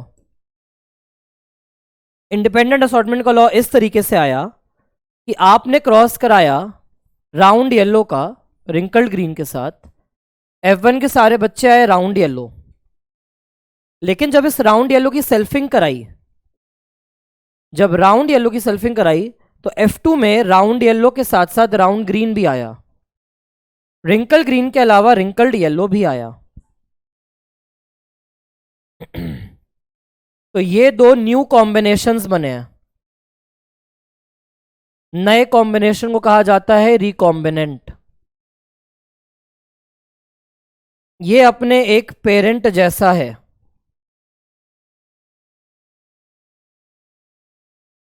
ये पेरेंट जैसा है, ये भी पेरेंट जैसा है। तो मेंडल ने डाइहाइब्रिड के बेसिस पर कहा कि चीजें असॉर्ट हो सकती हैं अलग अलग, राउंड और रिंकल्ड अलग होंगे, लेकिन ये राउंड येलो या ग्रीन किसी के भी साथ असॉर्ट पेयर बना सकता है। येलो और ग्रीन अलग है, लेकिन येलो राउंड भी हो सकता है, येलो रिंकल्ड भी हो सकता है। तो round yellow, round green, wrinkled yellow, wrinkled green. एक रिंकल के साथ उसका नेचर येलो भी हो सकता है, उसका नेचर ग्रीन, तो इंडिपेंडेंटली असॉर्ट हो रहे हैं। जबकि पेरेंट हमेशा रिंकल ग्रीन थे, पेरेंट हमेशा राउंड येलो थे, बट इन्होंने एक दूसरे से अलग होकर अपने आप को साथ लाया।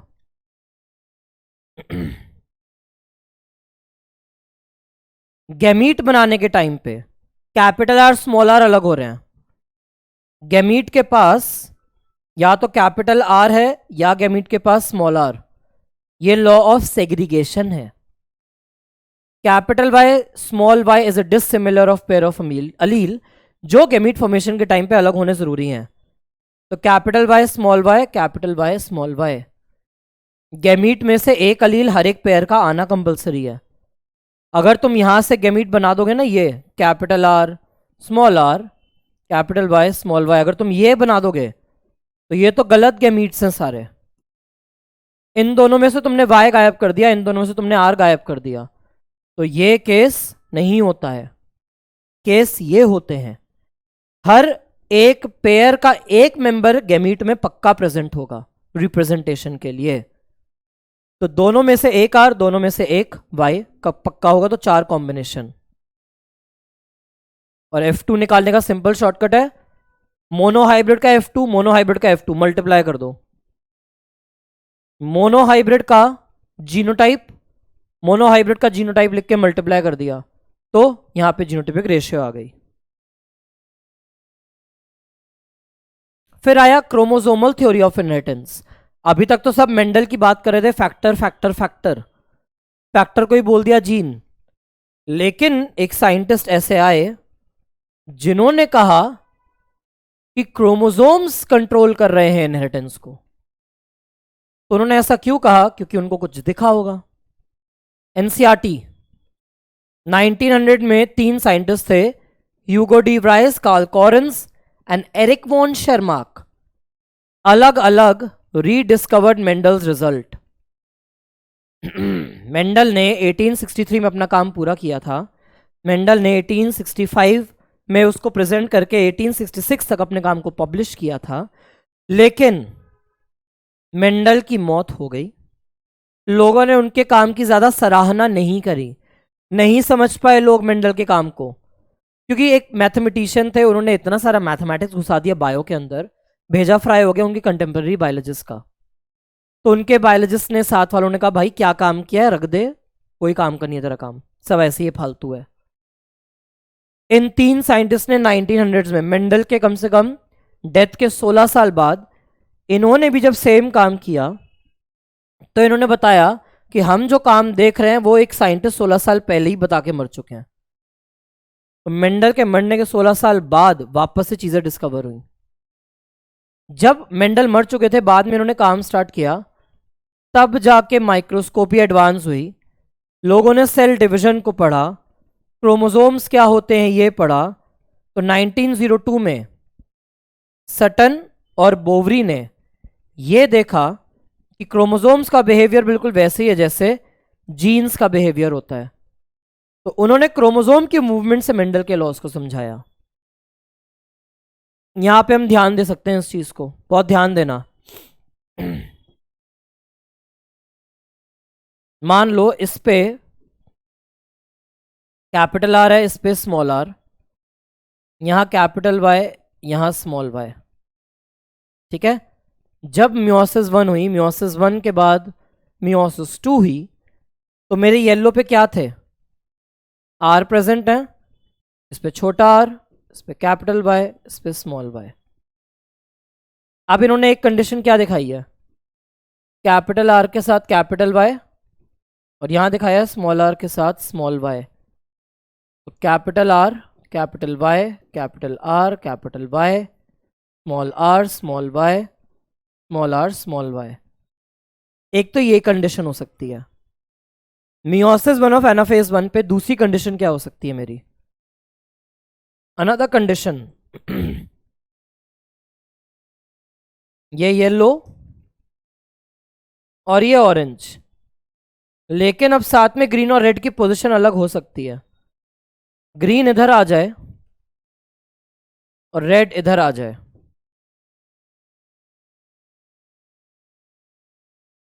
तो इनसे जो आगे कंडीशंस अराइज होंगी,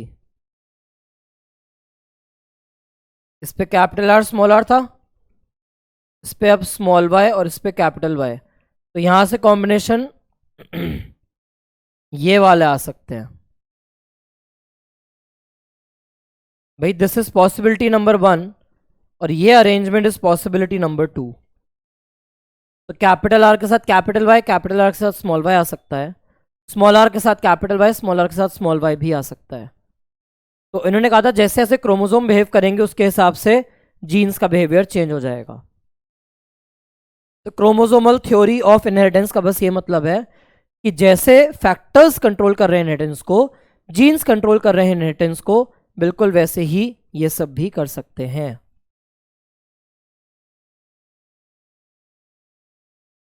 दोनों चीजें पेयर में है, जीन भी क्रोमोसोम भी। Segregate at the time of gamete formation, only one of each pair is transmitted to a gamete. कहने का मतलब है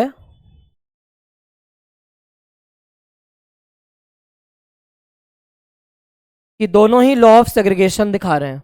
सही बात है। अब थर्ड पॉइंट लिखा है independent pairs segregate independent to each other. तो ये चीज हमारी क्रोमोसोम के लिए सही हो सकती है। One pair segregate independent to other pair, ये चीज हमारी जीन के लिए सही होती है। क्यों सही होती है? क्योंकि अगला कॉन्सेप्ट ही यही है। जीन्स एक चीज दिखाते हैं जिसे हम कहते हैं लिंकेज। जीन्स हमेशा इंडिपेंडेंट असॉर्टमेंट दिखाएं ऐसा जरूरी नहीं है, लेकिन क्रोमोसोम्स हमेशा इंडिपेंडेंट असॉर्टमेंट दिखाते हैं।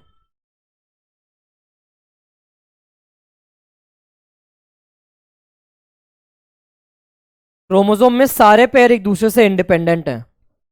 All chromosomes are always independent to each other, लेकिन सारे जीन्स एक दूसरे से इंडिपेंडेंट हो ये जरूरी नहीं है। एक ही क्रोमोसोम पर जितने भी जीन्स पाए जाते हैं, अगर वो बहुत पास हैं तो उसे हम कह देंगे एक लिंक्ड जीन्स का पेयर। सटन और बोवरी ने बताया था कि पेयरिंग और सेपरेशन क्रोमोसोम्स की जब होती है तो उससे सेग्रीगेशन फैक्टर्स का भी हो जाता है। उसी को उन्होंने नाम दे दिया था क्रोमोसोमल थ्योरी ऑफ इनहेरिटेंस।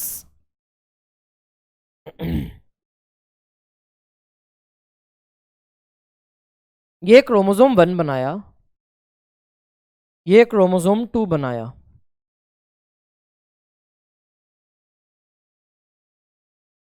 इस पे जीन्स ए और बी बहुत पास पास है, सी दूर है। इस पे डी और ई बहुत पास पास है।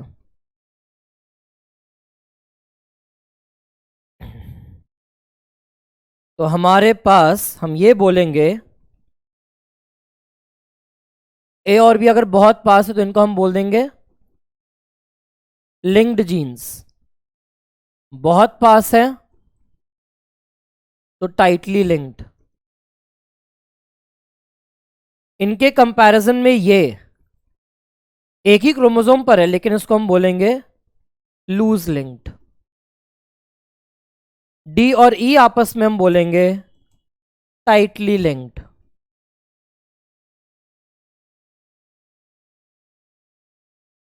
लेकिन आप कभी भी ये नहीं बोलोगे कि chromosome 1 and chromosome 2 are linked, ये कभी नहीं आएगा। तो क्रोमोसोम्स आर हमेशा इंडिपेंडेंट असॉर्टमेंट दिखाने वाला। ये वाला 1 किसी के भी साथ जा सकता है 2 या 2 में से, लेकिन ये वाला ए बी के साथ ही रहेगा, ये वाला ए सी बी के साथ रहेगा। ये इंटरचेंज नहीं हो सकते। ये डी सी ई के साथ रहेगा, ये वाला डी सी ई के साथ रहेगा, ये इंटरचेंज नहीं हो सकते। होए तो उसके बहुत बहुत बहुत बहुत ज्यादा कम चांसेस हैं। ठीक है, तो यही कॉन्सेप्ट आया था आगे जाके एज लिंकेज एंड रिकॉम्बिनेशन। अब यहां पे नाम मॉर्गन का आता है। मेंडल से कंफ्यूजन हो जाती है but now the name is Morgan. Morgan ने क्या किया? मॉर्गन ने ड्रोजोफिला पे काम किया था। ड्रोजोफिला फ्रूट फ्लाई होती है, क्रोमोसोम नंबर कम है, मेल फीमेल को माइक्रोस्कोप में देख के अलग बता सकते हैं। फीमेल बड़ी होती है, मेल छोटे होते हैं, आराम से लैब में ग्रो कर सकते हैं, सिंथेटिक कल्चर्स में ग्रो कर सकते हैं। तो इनको पढ़ना बड़ा आसान है। बहुत सारे कैरेक्टर्स लिए मॉर्गन ने। एक्स लिंक्ड कैरेक्टर्स थे। एक्स लिंक कैरेक्टर बोलने का मतलब है वो जीन्स एक्स क्रोमोसोम पर प्रेजेंट है। तो बॉडी का कलर लिया, आंखों का कलर लिया और विंग के टाइप्स लिए, और सब में एक डोमिनेंट और एक रिसेसिव फीचर है। Brown body, yellow body, red I, white I, normal wings and miniature छोटे छोटे विंग्स। ये सारा ग्रुप है डोमिनेंट या वाइल्ड टाइप जो नेचर में मिलता है, और येलो वाइट वाले हैं रिसेसिव। F1 में ये छुप जाते हैं। ये एवोल्यूशन में कभी ना कभी म्यूटेशन से बने हैं, तो इन्हें म्यूटेंट्स कहते हैं। बहुत सिंपल एक्सपेरिमेंट है। फीमेल कैसी है? रिसेसिव,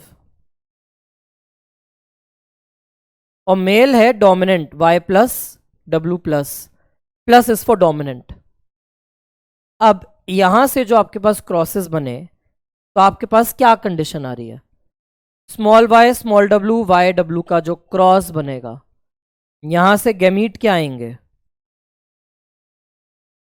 और यहां से गैमीट्स क्या आएंगे? कुछ के पास y प्लस, कुछ के पास w,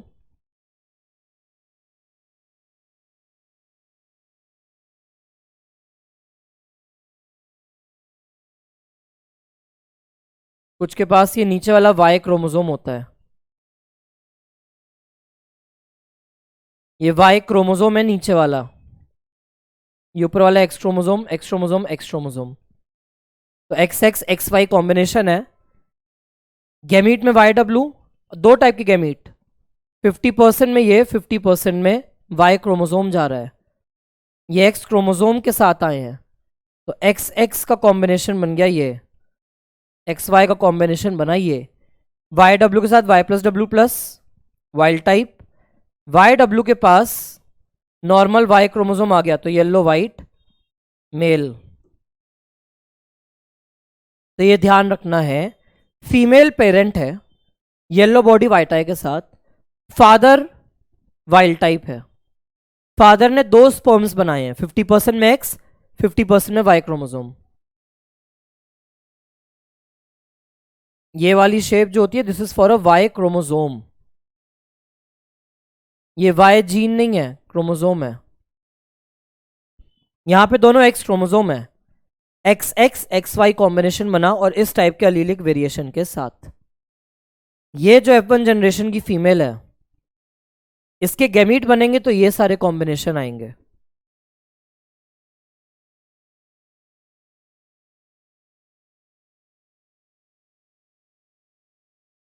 पेरेंट है, मदर है, फादर है एक्स, फादर के पास है वाई,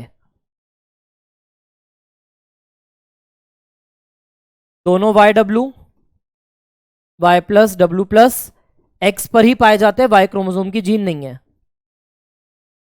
इन पेरेंट ने गैमीट्स क्या बनाए, X chromosome with Y W.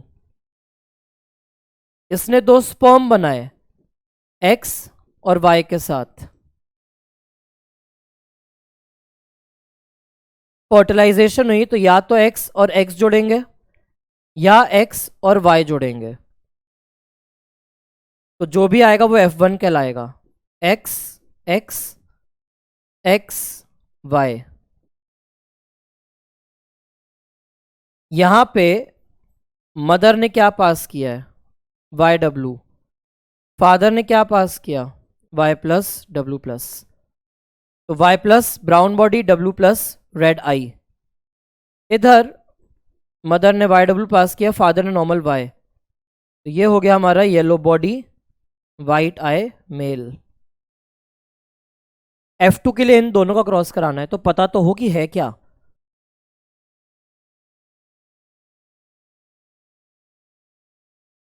अब फीमेल का फीमेल और मेल का मेल से तो नहीं होगा ना, F1 का मेल F1 की फीमेल से क्रॉस होगा। तो पहले तो मैं ये पता होना चाहिए कि ये जो F1 की फीमेल है ये क्या क्या गैमीट्स बना सकती है। तो F1 female Y W Y plus W plus है। जब ये गैमीट बनाएगी तो चार कॉम्बिनेशन के गैमीट्स बना सकती है। एक कॉम्बिनेशन में y और w एज इट इज, एक कॉम्बिनेशन में y plus W plus as it is, बिना जेनेटिक एक्सचेंज के, बिना रिकॉम्बिनेशन के। अगर इनके बीच में रिकॉम्बिनेशन हो जाती है तो कॉम्बिनेशन क्या हो जाएगा, y के साथ w प्लस और y प्लस के साथ w। F1 फीमेल ये चार गैमीट्स बनाएगी, 4 टाइप्स ऑफ एग्स ये फीमेल बना रही है। और जो हमारा F1 का मेल है या तो वो एक्स बनाएगा या वो वाई बनाएगा। इसके एक्स पे हमेशा वाई के साथ डब्ल्यू ही मिलेगा। मेल जो है F1 का, इसमें एक्स और वाई के बीच में जेनेटिक एक्सचेंज नहीं होता। The crossing over in Drosophila male is absent. इसके बीच में क्रॉसिंग ओवर नहीं होगी, दो अलग अलग क्रोमोसोम्स हैं। तो यहां पे दो ही टाइप के हैं, सिर्फ दो स्पर्म्स बने हैं, 2 स्पर्म्स। अब 2 स्पर्म और 4 एग के बीच में कॉम्बिनेशन बनाओगे तो क्या आएगा तुम्हारे पास, ये 8 टाइप्स। जब तुम इसके बीच का क्रॉस बनाओगे, इस वाई डब्ल्यू को इन दोनों के साथ क्रॉस कराओ, इसको इन दोनों के साथ, इसको इन दोनों के साथ, इसको इन दोनों के साथ, तो ये एनसीईआरटी की टेबल सामने आ जाती है। क्या दिख रहा है, पेरेंटल पेरेंटल, ये चारों के चारों क्या है हमारे, all of them are males. लेकिन ये पेरेंट जैसे मेल और ये दूसरे रिकॉम्बिनेंट टाइप, चारों फीमेल, चारों female. Y plus W plus mummy का, वाई पापा का, वाई डब्ल्यू मम्मी का, वाई पापा का, वाई प्लस डब्ल्यू मम्मी के एग से, वाई फादर से, वाई डब्ल्यू प्लस मम्मी के एग से, ये वाई फादर से। तो 4 कॉम्बिनेशन बने, 2 रिकॉम्बिनेंट 2 नॉर्मल। यहां पे Y plus W plus mother से आया, ये फादर के स्पर्म से, वाई डब्ल्यू मदर के एग से, ये नीचे पापा के स्पर्म से, वाई प्लस डब्ल्यू मदर के एग से, वाई डब्ल्यू फादर के स्पर्म से, वाई डब्ल्यू प्लस मदर के एग से और नीचे वाई डब्ल्यू फादर के स्पर्म से। अब इन्होंने कहा कि कोई भी टाइप का रिकॉम्बिनेंट हो, कोई भी टाइप का रिकॉम्बिनेंट हो, 1 2 ये 3 ये 4, सारे रिकॉम्बिनेंट्स मिला के बसते हैं आपके 1.3%, मिला के है सारा 1.3, अलग अलग नहीं है। और वो कोई भी पेरेंटल टाइप है, ये है पेरेंट, ये पेरेंट जैसा, ये पेरेंट जैसा, ये पेरेंट, सारे मिला के 98.7, दोनों को जोड़ दो 100% आ जाएगा। तो मैक्सिमम पेरेंटल थे, कुछ बच्चे ही रिकॉम्बिनेंट बने, नए बने। तो इसी को मेंडल ने कहा था लिंकेज एंड रिकॉम्बिनेशन। लिंकेज मतलब जीन्स का पास होना, रिकॉम्बिनेशन मतलब उनको अलग होके नया कॉम्बिनेशन बनाना। तो हमें पता है 11th में सेल साइकिल में हम पढ़ते हैं कि जब मियोसिस 1 होती है तो पैकेटीन में जेनेटिक एक्सचेंज होता है, पैकेटीन में क्रॉसिंग ओवर होती है, क्रॉसिंग ओवर से अलील अदला बदली कर सकते हैं, तो उसके होने के चांसेस कम होते हैं अगर जीन्स बहुत पास पास मिलेंगे। फिर एनसीईआरटी ने एक कॉन्सेप्ट दिया है पॉलीजीनिक इनहेरिटेंस का। पॉलीजीनिक में more than one gene controls single character.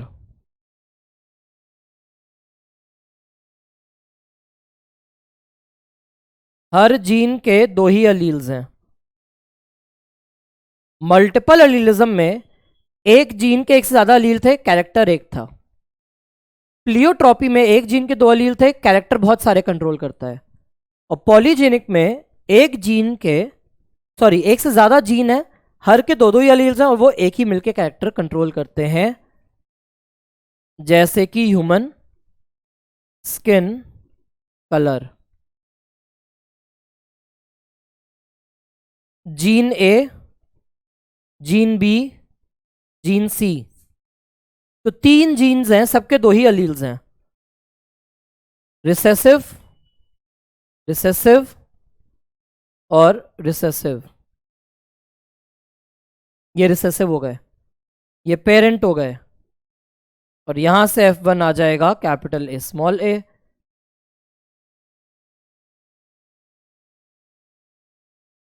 जिसके पास 6 के 6 डोमिनेंट अलील हैं, they will have the darkest skin tone. जिनके पास सारे रिसेसिव अलील्स हैं, they have the lightest skin tone. और जिनके पास 3 डोमिनेंट और 3 रिसेसिव अलील हैं, they will show intermediate skin tone. अब यहां इनकम्प्लीट डोमिनेंस नहीं कह सकते, इनकम्प्लीट डोमिनेंस में एक जीन इन्वॉल्व थी, यहां एक से ज्यादा जीन है तो इसको नया नाम दे दिया पॉलीजीनिक इनहेरिटेंस। प्लियोट्रॉपी हम पढ़ चुके हैं। प्लियोट्रॉपी में एक जीन है, इस एक जीन के दो ही अलील्स मिलेंगे, लेकिन ये कंट्रोल करेगा एक से ज्यादा character, controls more than 1 character. यहीं पे एग्जाम्पल एनसीईआरटी ने दिया हुआ है फिनाइल कीटोनूरिया का। फिनाइल कीटोनूरिया एक ऐसी डिसऑर्डर है हमारी जहां पर एंजाइम की दिक्कत आती है, और एंजाइम की दिक्कत आ जाने के बाद कुछ अमीनो एसिड्स के कन्वर्जन्स खराब हो जाते हैं, और अमीनो एसिड कन्वर्जन खराब होने की वजह से आगे बहुत दिक्कत आने लग जाती है। ब्रेन का काम खराब हो जाता है, किडनी से चीज़ों का एब्जॉर्प्शन खराब हो जाता है। तो एक जीन मल्टीपल चीज़ें शो करती है। फिर आता है हमारे पास सेक्स डिटर्मिनेशन, किसी का जेंडर कैसे डिटरमाइन होगा। तो सेक्स डिटर्मिनेशन में कुछ केसेस हैं जहां पे मेल दो दो गैमीट बनाते हैं, तो उससे एनसीईआरटी ने कहा मेल हेट्रोगैमिटी, और कहीं कहीं एनसीईआरटी ने कहा ये फीमेल दो गैमीट्स बनाते हैं, तो फीमेल हेट्रोगैमिटी। एक केस है जहां पे मेल एक्स अकेला लेके बैठे हैं और इनकी फीमेल एक्स एक्स हैं। एक केस होता है जहां पे मेल एक्स वाई है लेकिन फीमेल स्टिल एक्स एक्स है। फीमेल हेट्रोगैमिटी का केस उल्टा हो गया, male Z Z, male Z Z, female या तो जेड के साथ कुछ नहीं रख रही या फीमेल के साथ जेड डब्ल्यू। मल्टीपल क्रोमोसोम के कॉम्बिनेशन हैं ये। अब यहां पे ये जो मेल है इससे 2 गैमीट्स बनेंगे, 50% में एक्स, 50% में सेक्स क्रोमोसोम नहीं है, खाली ऑटोसोम्स होंगे।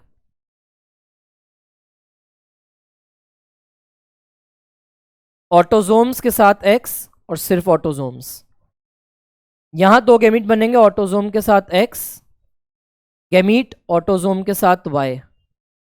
यहां फीमेल 2 गैमीट्स बनाएंगी, ऑटोसोम के साथ जेड, ऑटोसोम के साथ कुछ भी नहीं, ऑटोसोम के साथ जेड, ऑटोसोम के साथ डब्ल्यू। तो ये 4 केसेस हैं सेक्स डिटर्मिनेशन के। एक में मेल 2 गैमीट बना रहा है और एक में फीमेल 2 गैमीट्स बना रही हैं। यहाँ पे मेल नॉर्मल, यहाँ फीमेल 2 गैमीट। एग्जाम्पल्स आ रहे हैं एनसीईआरटी में कि ये चीज़ हमें ग्रास हॉपर इंसेक्ट्स, ये ह्यूमंस और ड्रोजोफिला में मिल सकती है, ये मॉथ्स एंड बटरफ्लाइज में मिल सकती है, ये बर्ड्स और फिशेस के अंदर मिल सकती है। ठीक है, डायग्राम एनसीईआरटी के बहुत इंपॉर्टेंट है, तो डायग्राम से डायरेक्टली चूज करने के लिए आ जाता है। ठीक, बर्ड के एग्जाम्पल में Z Z is a male. फिर हनीबीज का बड़ा यूनिक कॉम्बिनेशन है। हनीबीज की अगर हम बात करते हैं तो हनीबी में फीमेल के पास 32 और मेल उसका हैप्लॉइड है। मेल के पास सब कुछ सिंगल सिंगल है, फीमेल के पास सब कुछ डबल डबल होता है, तो हैप्लो डिप्लॉयड सिस्टम कहते हैं। फीमेल्स फॉर्म करती हैं इस तरीके से मेल्स को। फीमेल का गैमीट, ये फीमेल का गैमीट है और ये विदाउट फर्टिलाइजेशन पार्थेनोजेनेसिस से मेल बना देती हैं।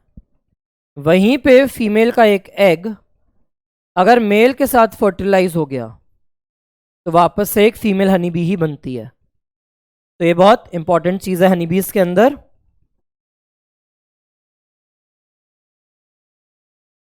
अगर हम बात करते हैं यहाँ पे पेरेंट की, तो 2n32 है क्वीन का, इसने मियोसिस से गैमीट बनाए। गैमीट में 16 क्रोमोसोम। ड्रोन मेल होता है 16 के साथ, माइटोसिस से गैमीट बनाए, फर्टिलाइजेशन हो गया, 32 बन गया तो ये वापस फीमेल ही बनेगी। एग में कोई फर्टिलाइजेशन नहीं हुआ तो कोई बात नहीं, ये पार्थेनोजेनेसिस दिखा देंगे और पार्थेनोजेनेसिस से ये बना देंगे वापस से मेल। हनीबी का सिस्टम। म्यूटेशन एनसीईआरटी ने कहा है कोई भी सडन जेनेटिक चेंज हो सकता है, कोई भी सडन जेनेटिक चेंज। एनसीईआरटी ने कहा है कि हो सकता है बेस पेयर में म्यूटेशन आई हो, बेसिस जो लगे होते हैं उसमें दिक्कत आई हो। अब मान लेते हैं मैंने बेस पेयर बना दिया ATG इस तरीके से। अब हो सकता है इसमें कोई नई चीज इंसर्ट हो जाए,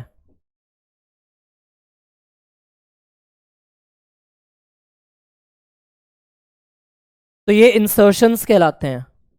हो सकता है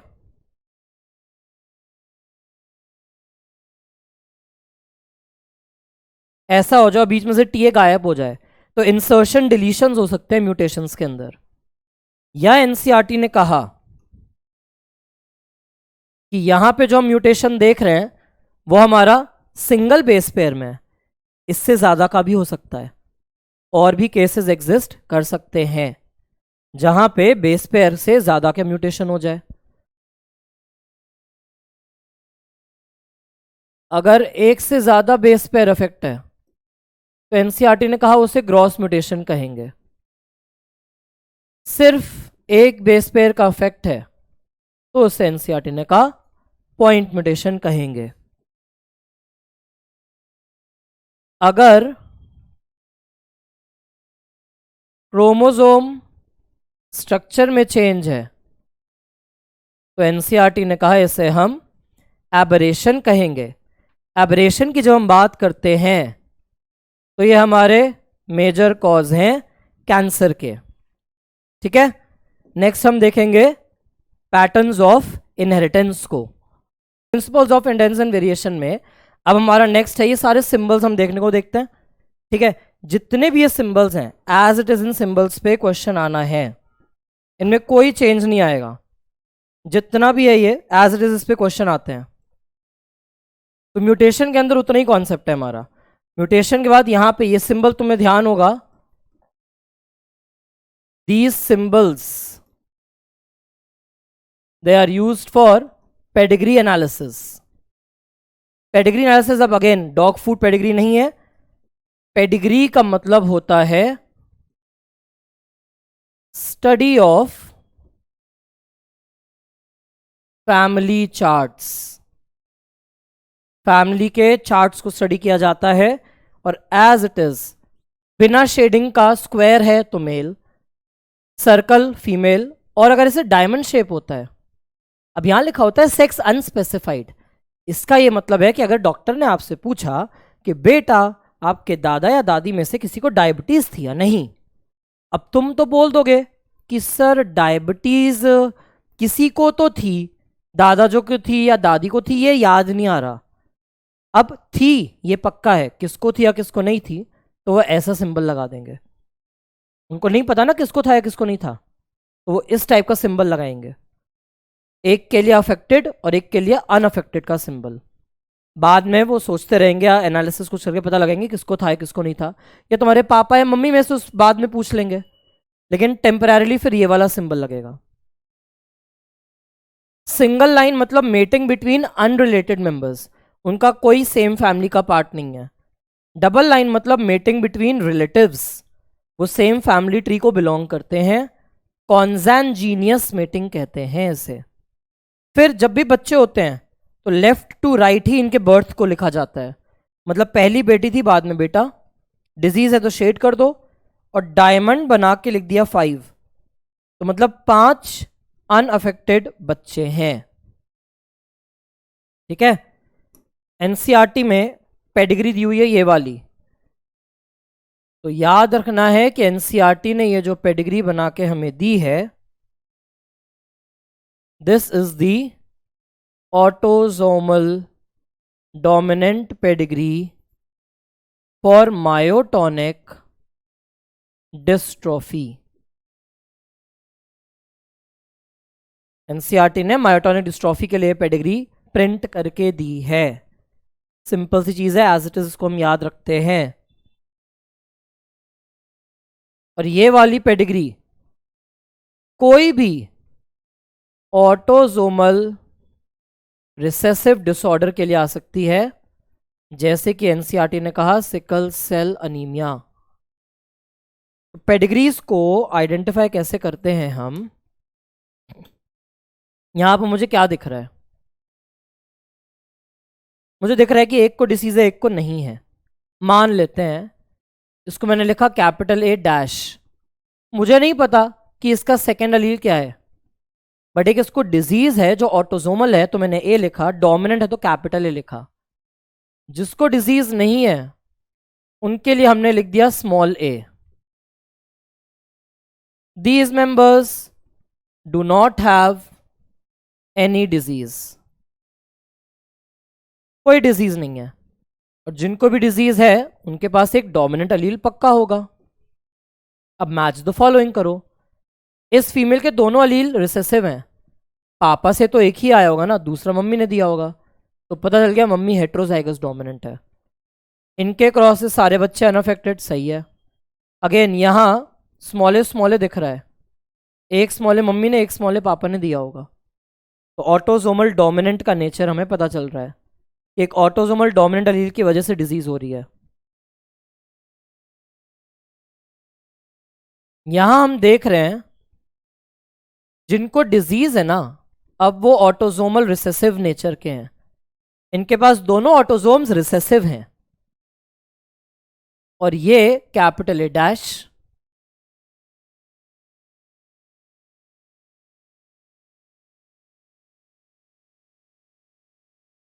कैपिटल डैश इसलिए लिखा है क्योंकि डिजीज ऑटोसोमल रिसेसिव है, रिसेसिव होंगे दोनों अलील तो डिसीज होगी, तो जिनको डिजीज नहीं है मतलब उनके पास एक डोमिनेंट अलील है। पहले वाले बच्चे को देख के मुझे कुछ नहीं पता चलेगा, डिजीज्ड बेटे को देख के पता चल रहा है कि इन दोनों के पास पक्का रिसेसिव एलील है जो इसके पास आया। फिर यहां पे मैंने इसके पास स्मॉल ए देखा तो इन दोनों के पास स्मॉल ए है, ये पता चल गया।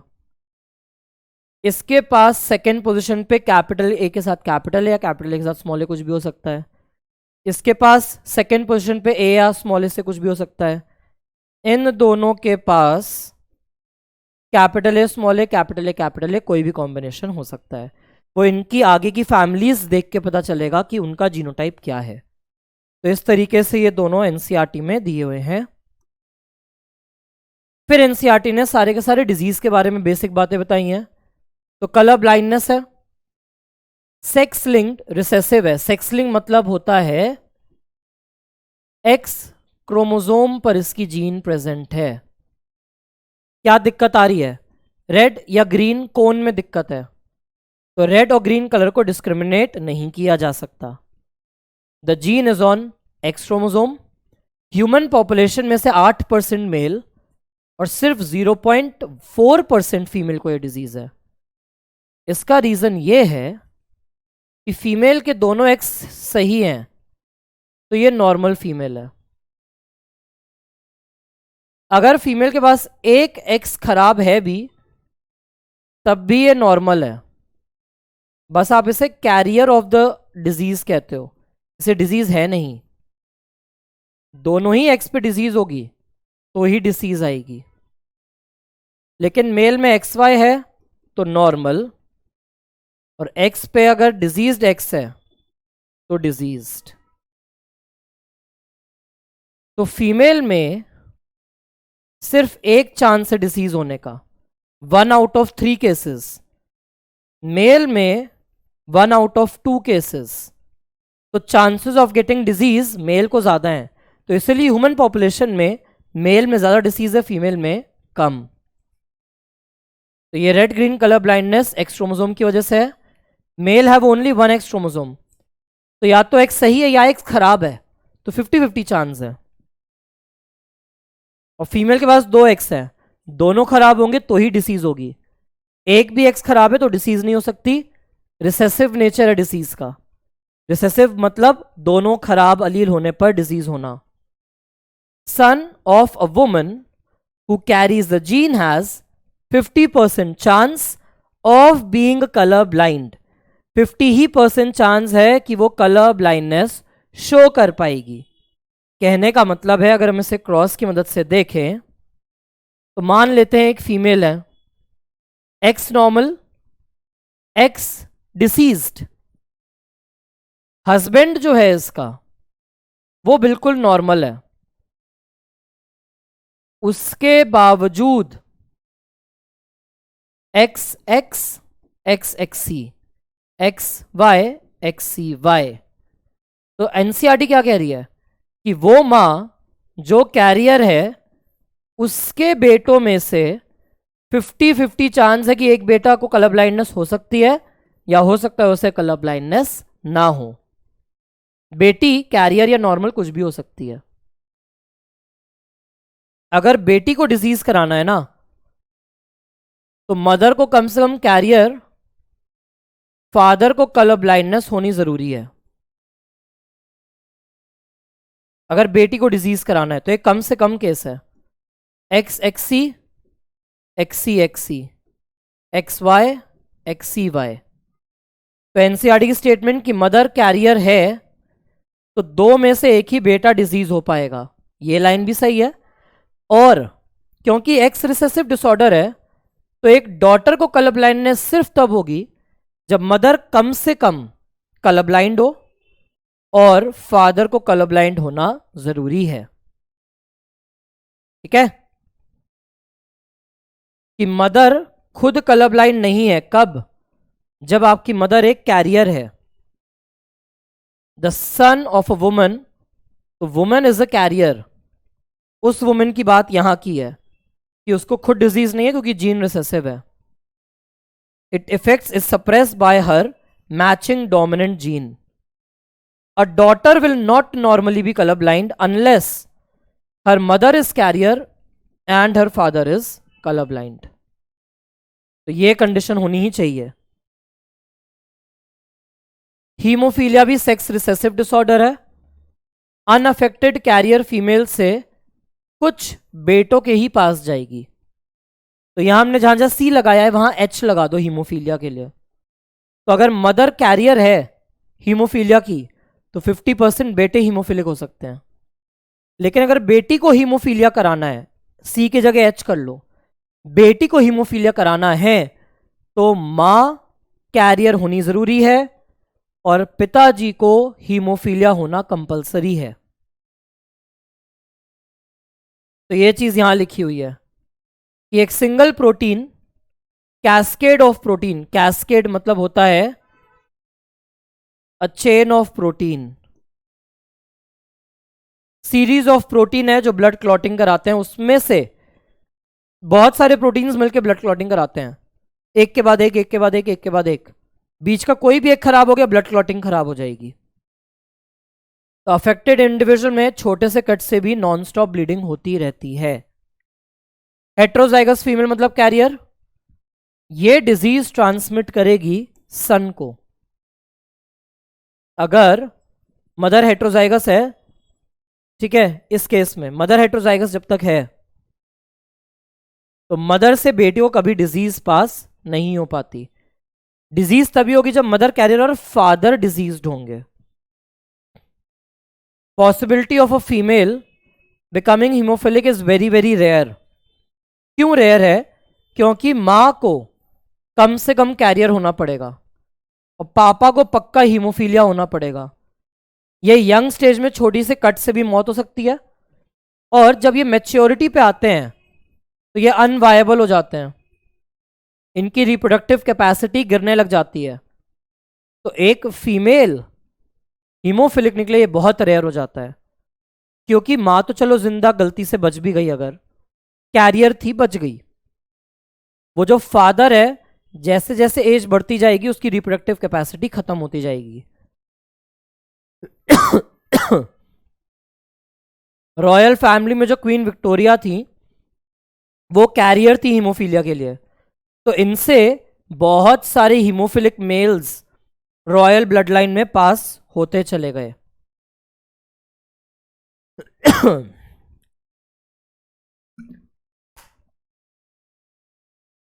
फिर आया सिकल सेल एनीमिया. ये हमारा ऑटोजोम रिसेसिव ट्रेट है, इसका एक्स क्रोमोसोम से लेना देना नहीं है. तो अब इस पे मेल या फीमेल का फर्क नहीं पड़ता, मेल और फीमेल को इक्वली अफेक्ट करते हैं. ये दिक्कत बस यहां पे ये है कि एक single pair of Aleel HbA-HbS से कंट्रोल होता है. 3 जीनोटाइप हैं, दोनों डिजीज अलील तो डिसीज हो जाएगी. हेट्रोजाइगस कैरियर्स हैं, अनअफेक्टेड रहते हैं but they are carrier of the disease. 50% chance है कि बच्चों को खराब अलील पास करके उनको डिजीज करा सकते हैं. दिक्कत आई क्यों? सिकल सेल में सब्स्टिट्यूशन हो जाता है ग्लूटामिक एसिड का वेलाइन से. नॉर्मली जहां पे ग्लूटामिक एसिड मिलना चाहिए था वहां वेलाइन आके बैठ गया है at 6th position of the beta globin chain. Beta globin की चेन है तो 6th पोजिशन पे नॉर्मल HbA में ग्लूटामिक एसिड है, अब नॉर्मल वाले में वेलाइन आ जाता है. क्यों आया? GAG की जगह mRNA में GUG हो गया, तो ये चेंज लेके आता है. ठीक है, सब्स्टिट्यूशन, सिंगल बेस का सब्स्टिट्यूशन है, इसीलिए एनसीईआरटी ने कहा है ऐसे पॉइंट म्यूटेशन. GAG से GUG जो हीमोग्लोबिन है पॉलीमराइज हो जाता है, आपस में खुद पे चिपक जाता है जब भी लो ऑक्सीजन कंडीशन होती है और बाई कॉन्केव डिस्क में चेंज हो जाता है. नॉर्मल बाई कॉन्केव है, म्यूटेशन होगी तो सिकल सेल में चेंज हो जाएगा. स्फेरिकल बाई कॉन्केव सा नेचर दिखता है. और ये चेंज हो जाएगा बिल्कुल सिकल शेप में। तो ये दिक्कत आ जाती है। फिनाइल कीटोनूरिया हमने डिस्कस किया था। Inborn error of metabolism, inborn मतलब by birth, error of metabolism मतलब एंजाइम का डिफेक्ट है। They lack an enzyme that converts phenylalanine into tyrosine. Enzyme ही नहीं है, फिनाइलएलानाइन इकट्ठा होके फिनाइल पायरुविक एसिड बन जाता है, ये एक चेंज। फिनाइलएलानाइन टायरोसिन में नहीं कन्वर्ट हो पाता, ये एक चेंज। इनका एक्यूमुलेशन ब्रेन में मेंटल रिटार्डेशन कर देता है।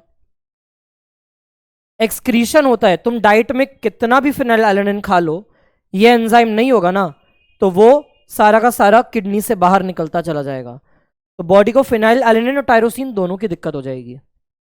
टायरोसिन से ही आगे मेलानिन बनता है जो हमारी स्किन का कलर देता है, तो मेलानिन भी कम हो जाएगा।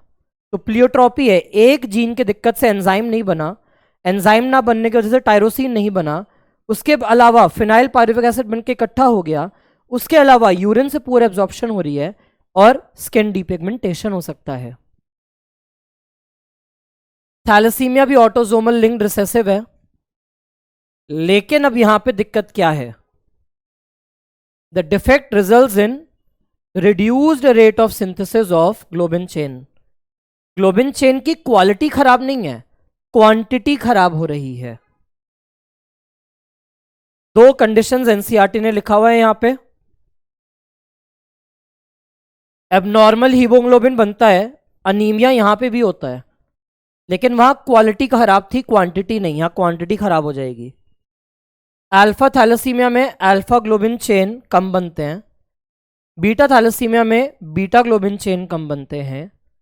अल्फा थैलेसीमिया में दो जीन्स हैं, HbA1 and 2 closely linked genes है, बिल्कुल टाइटली पास पास हैं, ठीक है, क्रोमोसोम 16 पर प्रेजेंट होती हैं। म्यूटेशन हो जाए, डिलीशन हो जाए, वन और more of the four genes, अब फोर कहां से आई? इसके दो अलील्स, इसके दो अलील्स, चार में से तीन अलील सही है, एक खराब, थोड़ा सा माइल्ड थैलेसीमिया होगा। चार में से दो खराब हैं, थोड़ा खतरेदार थैलेसीमिया। तीन खराब है, एक से ही बहुत सीवियर, चारों खराब है, डेथ हो सकती है बड़े आराम से, ठीक है। More the genes are affected, less alpha globin. Beta thalassaemia की जो जीन है, HBB जीन जो प्रेजेंट है, ये क्रोमोसोम 11 पे प्रेजेंट होती है, तो वहां पे दो जीन्स, यहां एक जीन की वजह से दिक्कत आती है। थैलेसीमिया सिकल सेल अनीमिया से अलग कैसे है? तो फॉर्मर थैलेसीमिया में क्वांटिटी खराब होती है, सिकल सेल अनीमिया में, सिकल सेल अनीमिया में क्वालिटेटिव दिक्कत है, मतलब आपको 10 चेन चाहिए, तो थैलेसीमिया अगर है तो शायद 50 चेन बन रही है, 50 एकदम परफेक्ट है। सिकल सेल एनीमिया में 100 की 100 चेन बनी है, लेकिन 100 की 100 चेन हो सकता है खराब बनी है, तो क्वांटिटी और क्वालिटी का डिफरेंस है। क्रोमोसोमल डिसऑर्डर्स में एनसीईआरटी ने कहा कि हो सकता है क्रोमोसोमल डिसऑर्डर में एब्सेंस या एक्सेस हो सकता है, एब्सेंस या एक्सेस। एब्सेंस हमें दिखता है X0 कंडीशन, एक क्रोमोसोम कम है। एक्सेस हमें दिखता है ट्राइसोमी ऑफ 21, डाउन सिंड्रोम में और क्लाइनफिल्टर में, उसमें क्रोमोसोम ज्यादा है। या एबनॉर्मल अरेंजमेंट, जिसको हमने कहा था एबरेशंस, क्रोमोसोम की अरेंजमेंट्स खराब हो जाती हैं तो दिक्कत आ जाती है। Failure of segregation of chromatids, cell division होता है, क्रोमैटिड्स को अलग होना होता है, अगर वो अलग नहीं हो पाते तो एक्स्ट्रा या लॉस हो जाता है क्रोमोसोम का, उसे कहते हैं एन्यूप्लॉइडी। डाउन सिंड्रोम में लिखा है एक्स्ट्रा कॉपी आ जाती है 21 की। टर्नर सिंड्रोम में लॉस हो जाता है एक्स का, क्या लिखा? Failure of cytokinesis. Cell division नहीं हो पा रही है, पूरा न्यूक्लियस डिवाइड कर गया लेकिन सेल डिवीजन नहीं हो पाया, तो पूरा का पूरा क्रोमोसोम का सेट इंक्रीज हो जाता है, तो इसे फिर पॉलीप्लॉइडी कहते हैं। तो अगर एक आध क्रोमोसोम ऊपर नीचे हुआ है, क्रोमोसोम्स का नंबर हल्का फुल्का ऊपर नीचे, तो एन्यूप्लॉइडी। पूरा का पूरा सेट डबल हो गया है, 2n था पूरा 4n हो गया है, 4n था 8n हो गया है, 3 का 6n हो गया है, तो वो कहलाता है पॉलीप्लॉइडी। तो ये है हमारा डाउन सिंड्रोम। 21 की एक्स्ट्रा कॉपी हो जाती है, लैंगडन डाउन ने डिस्कवर किया था। सारे features as it is NCERT का याद रखना है, और तो और डायग्राम में जितने फीचर्स हैं ये भी ध्यान रखना है। इसको हम बोलते हैं कैरियोटाइप, इसको हम बोलते हैं कैरियोटाइप। मेटाफेज के क्रोमोसोम्स को, बेबी का जो एमनियोसेंटेसिस होता है, एमनियोटिक फ्लूइड होता है, उसमें से सारे क्रोमोसोम्स को देखते हैं, और यहां पे दिख रहा है क्रोमोसोम 21 3 बार, तो पहले ही पता चल जाएगा बच्चे को क्या क्या दिक्कत होने वाली है। क्लाइनफिल्टर्स में एडिशनल कॉपी ऑफ एक्स होती है वाई के साथ, तो एक्स एक्स वाई 46 की जगह 47 क्रोमोसोम हो जाते हैं। ठीक है, क्योंकि यहां पे एक्स एक्स वाई है, वाई की वजह से थोड़ी बहुत मैस्कुलिन डेवलपमेंट होती है, लेकिन एक्स होने की वजह से ब्रेस्ट डेवलपमेंट, गायनेकोमैस्टिया दिखता है। स्टेराइल है, बच्चे पैदा नहीं कर सकते। डाउन्स सिंड्रोम फर्टाइल है, वो बच्चे पैदा कर सकते हैं। टर्नर सिंड्रोम में क्रोमोसोम 1 क्रोमोसोम एक्स की कमी हो जाती है, वाई नहीं है तो कोई मैस्कुलिन डेवलपमेंट नहीं है, लेकिन एक एक्स कम होने की वजह से ओवरीज खराब हो जाती हैं, फीमेल वाली सेकेंडरी सेक्सुअल कैरेक्टर्स नहीं दिखती हैं, स्टेराइल फीमेल्स बन जाती हैं। तो यहां पे भी डायग्राम से आइडेंटिफिकेशन आती है, this is a Turner and this is Klinefelter syndrome का इंसान। तो सिर्फ और सिर्फ मेन पॉइंट्स सारे के सारे हमें एनसीईआरटी के ही पढ़ने होते हैं, और उससे हमारा सारा टॉपिक बड़े आराम से कवर हो जाता है। मिलेंगे हम नेक्स्ट सीरीज के साथ with the next chapter. Signing off, take care, bye bye.